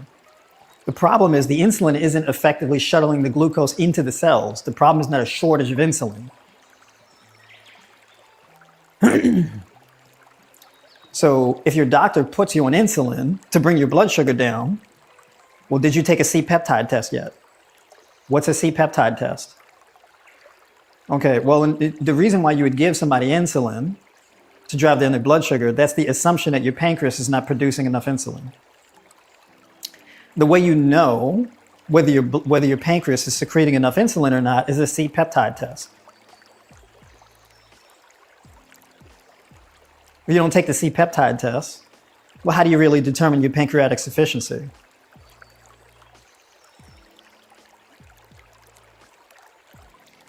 So blood sugar is perpetually elevated and you're taking insulin multiple times a day. And it doesn't seem to be fixing the problem. Well, you have to correctly figure out what the problem is. If the problem is mitochondrial function being so poor that it's reducing your insulin sensitivity, it don't matter how much insulin you put in. All it does is just make you gain more body fat, because now the insulin is just going to be driving more glucose into your fat cells. So your brain will be starving for glucose and your skeletal muscle tissue will be starving for glucose, but your cells will be jam-packed with glycogen. So when you eat and your body breaks things down into glucose, it takes that glucose and shoves it straight into your fat cells. So you're just gaining weight and you're tired all the time. So your blood sugar numbers are being held off by the insulin, but your body fat's increasing. And then you're lightheaded, brain fog, fatigued all the time. You don't sleep very well, restless at night, and all this type of stuff. These are the things that I talk about, why I explain what's happening in your body. Right? So when people ask me, well, how do you fix this and how do you fix that? Well, in order to know how to fix something, you have to know what the problem is. There's a kink in the chain somewhere. You have to address what that is, right? It's like, for example, with a type 1 diabetic. Well, a type 1 diabetic is insulin insufficient, right? A type 2 diabetic is a bit different. Your pancreas works fine. It's your insulin resistant, right? So how much fat are you storing in your liver? How much visceral fat are you carrying? What's your eGFR in your kidneys? What's your blood urine nitrogen balance? What's your creatinine level, right? These are things you should know.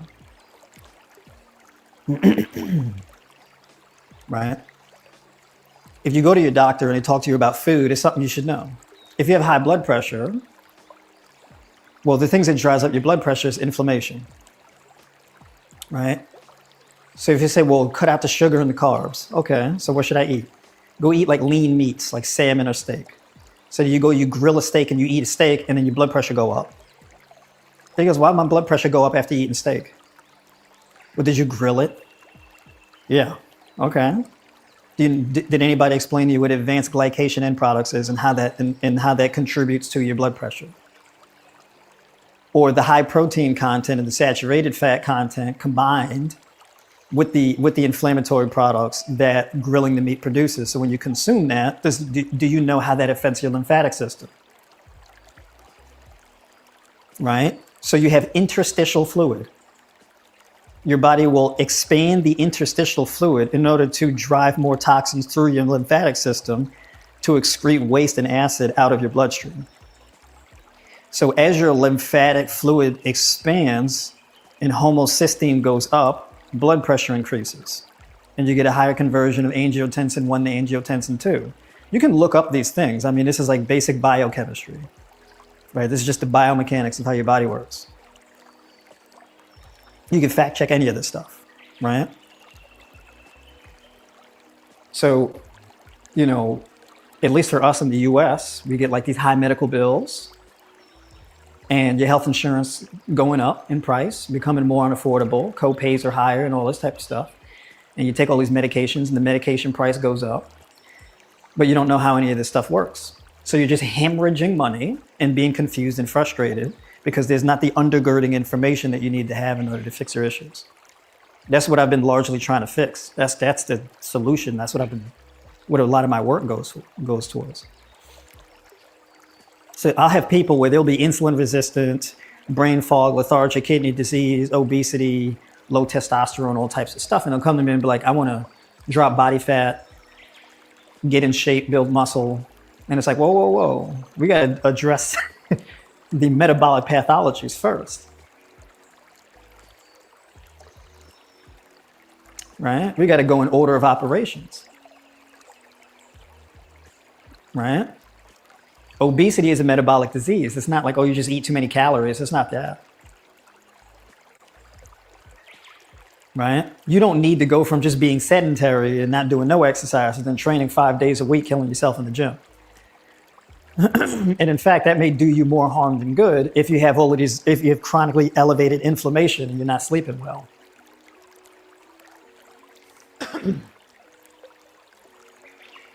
Right? So there's all of these different nuances that come to help to your health. It's important to know. So, but anyways, I'm rambling. I'm over here ranting. It's 11:07. Look at that.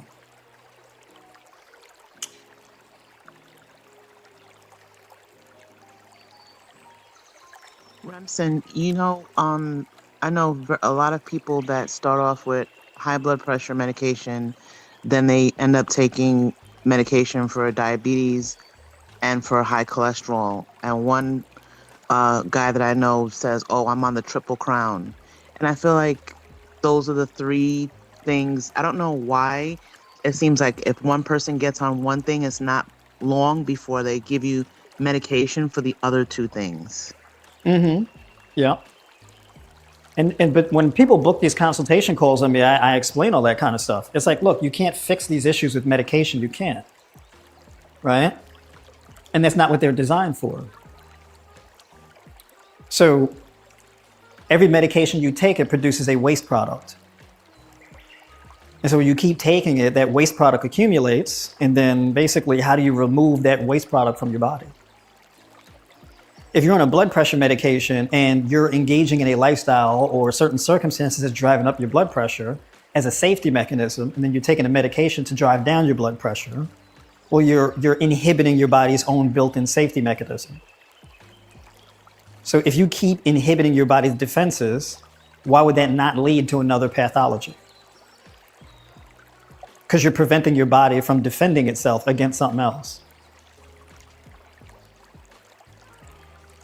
Right? Just like if you're diabetic and you're taking insulin and then you're trying to lose weight, it's like, all right, well, your body will send the blood sugar to the necessary correct places rather than body fat when you correct the conditions. Right? So there's something that you're doing or something that you're repeatedly being exposed to that's causing you to have the issues you're having. So you have to identify what those issues are. Right? And so if you're just taking medications, you're not identifying what those issues are. So if you're just going to tell somebody, oh, just eat cleaner, less processed foods and exercise more. That's probably the most vague way you can put it. There's no specifics in that. What's a healthy food? What's a processed food? How do you determine what's a processed food or a bad processed food? How do you determine that? How do you determine the difference between these things? So when I say processed foods are dehydrating foods with no fiber and a shortage of vitamins and minerals, It's not a food isn't bad just because it's processed. It depends on the micronutrient profile of the food, and it depends on how dry the food is. Right? If you eat enough of a dry, dehydrated, processed food, well, nutrition is a zero-sum game. The more dehydrating foods you take in, the more dehydrated you will become.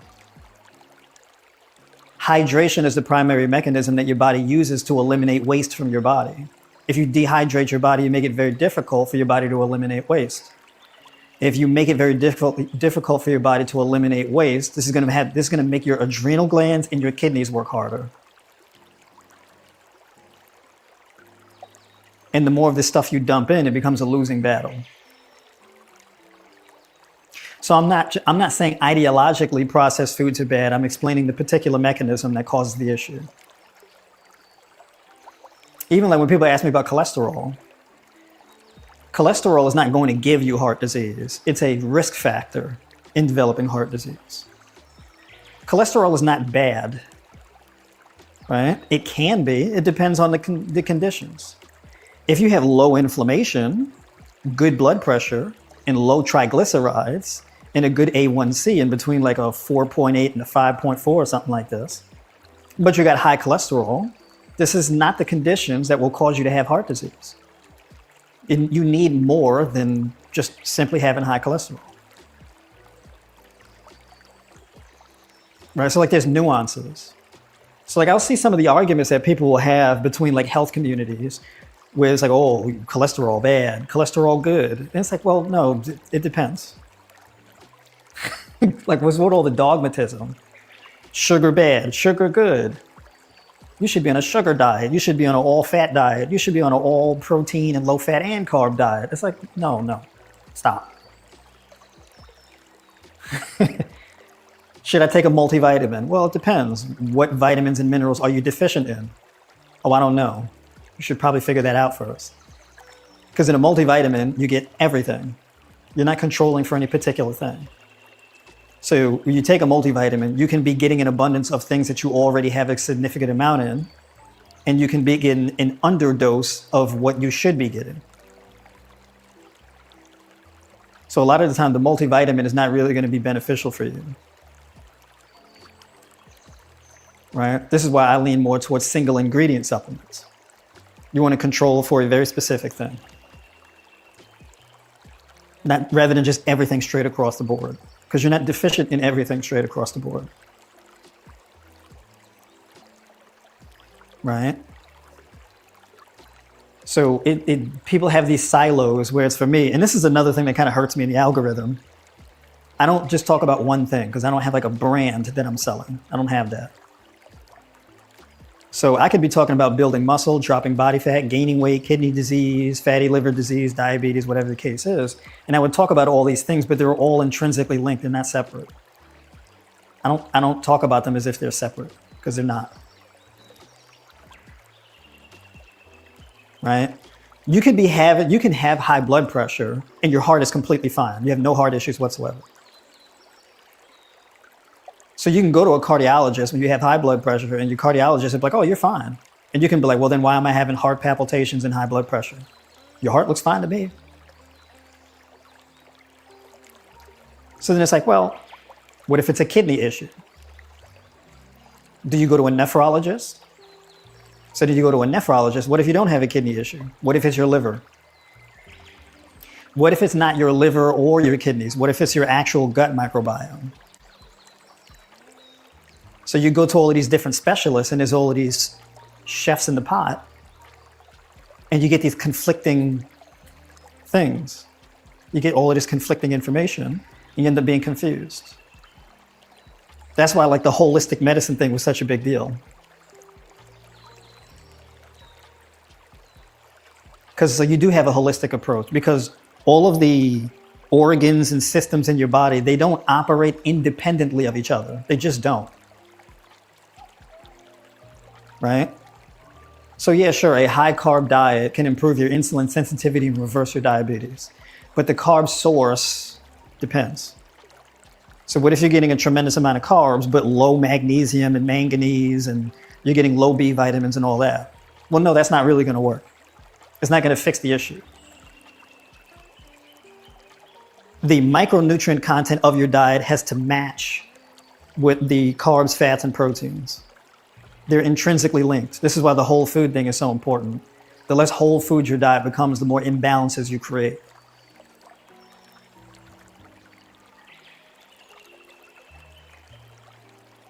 And then there's your gut health. So people are like, oh, B12, you need B12 in your diet. It's like, what is B12? Most people don't know. You don't get B12 from food. B12 is made by bacteria in your gut. Or you get it from fresh water sources, but it's made by bacteria, wherever that bacteria is. Right? Folate. Folate is a postbiotic. It's made by bacteria. Vitamin K2. It's a postbiotic. It's made by bacteria. You have people drinking apple cider vinegar for short chain fatty acids. It's like, no, short chain fatty acids are postbiotic. It comes from your gut. The apple cider vinegar, basically, you're just fermenting apple pectin.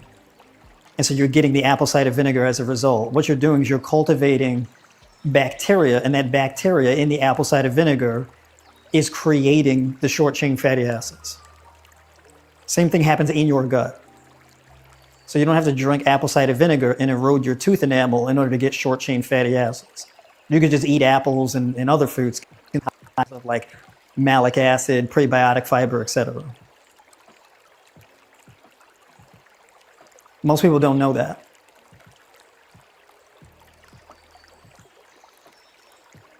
Right? So like, I don't really focus on calories too much. There's more nuance than that, right? There's vitamins, minerals, and things like that. There's these details that are not commonly talked about. It's not about selling a brand. Things just work the way they work. If you have a mechanic who works on cars, is not a mechanic where he just works on fixing a particular part of the car. You're a mechanic who works on the car. You got to know about the whole car. Right? Or at least you should. So, these are like the type of conversations, that we have. And then even the spiritual aspect, because, your your gut microbiome and your state of well-being can be largely influenced by your thoughts. Right? Like your gut bacteria is sensitive to your thoughts in your head. Right? And we know this because of the research that we have on your gut-brain axis. Right? So you have two brains, really. You have your gut brain and your head brain, and they talk back and forth between each other, and they send signals up and down your spine through your vagus nerve. Right?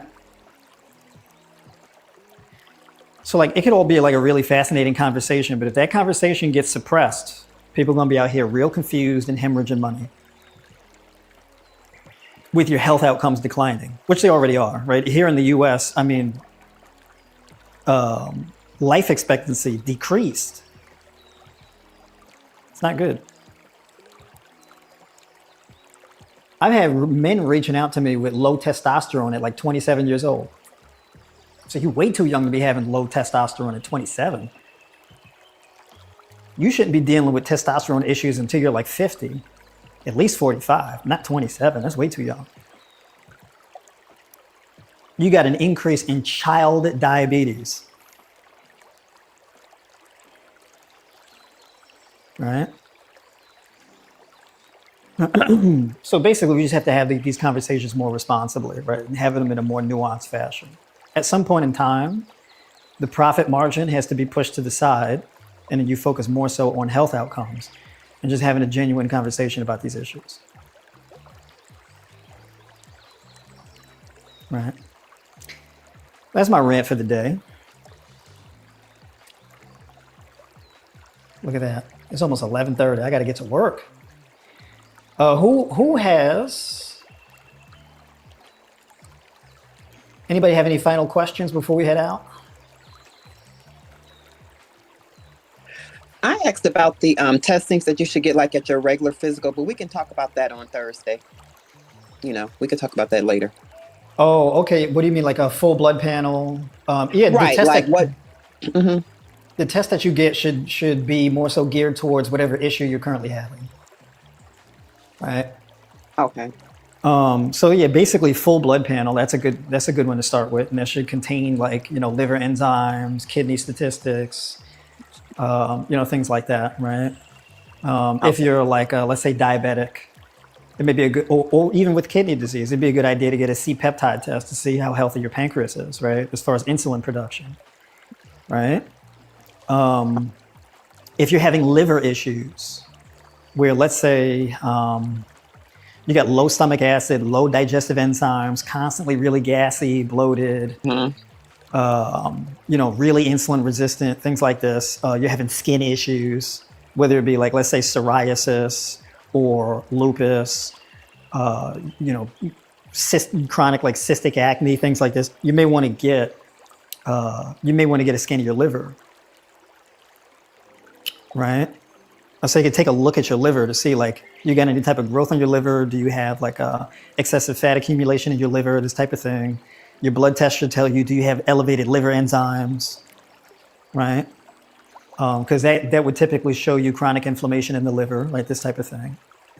Okay. So it depends on what the issue is. There's not really like a simple answer to that, because I mean, also some of the tests, a lot of the tests are really expensive.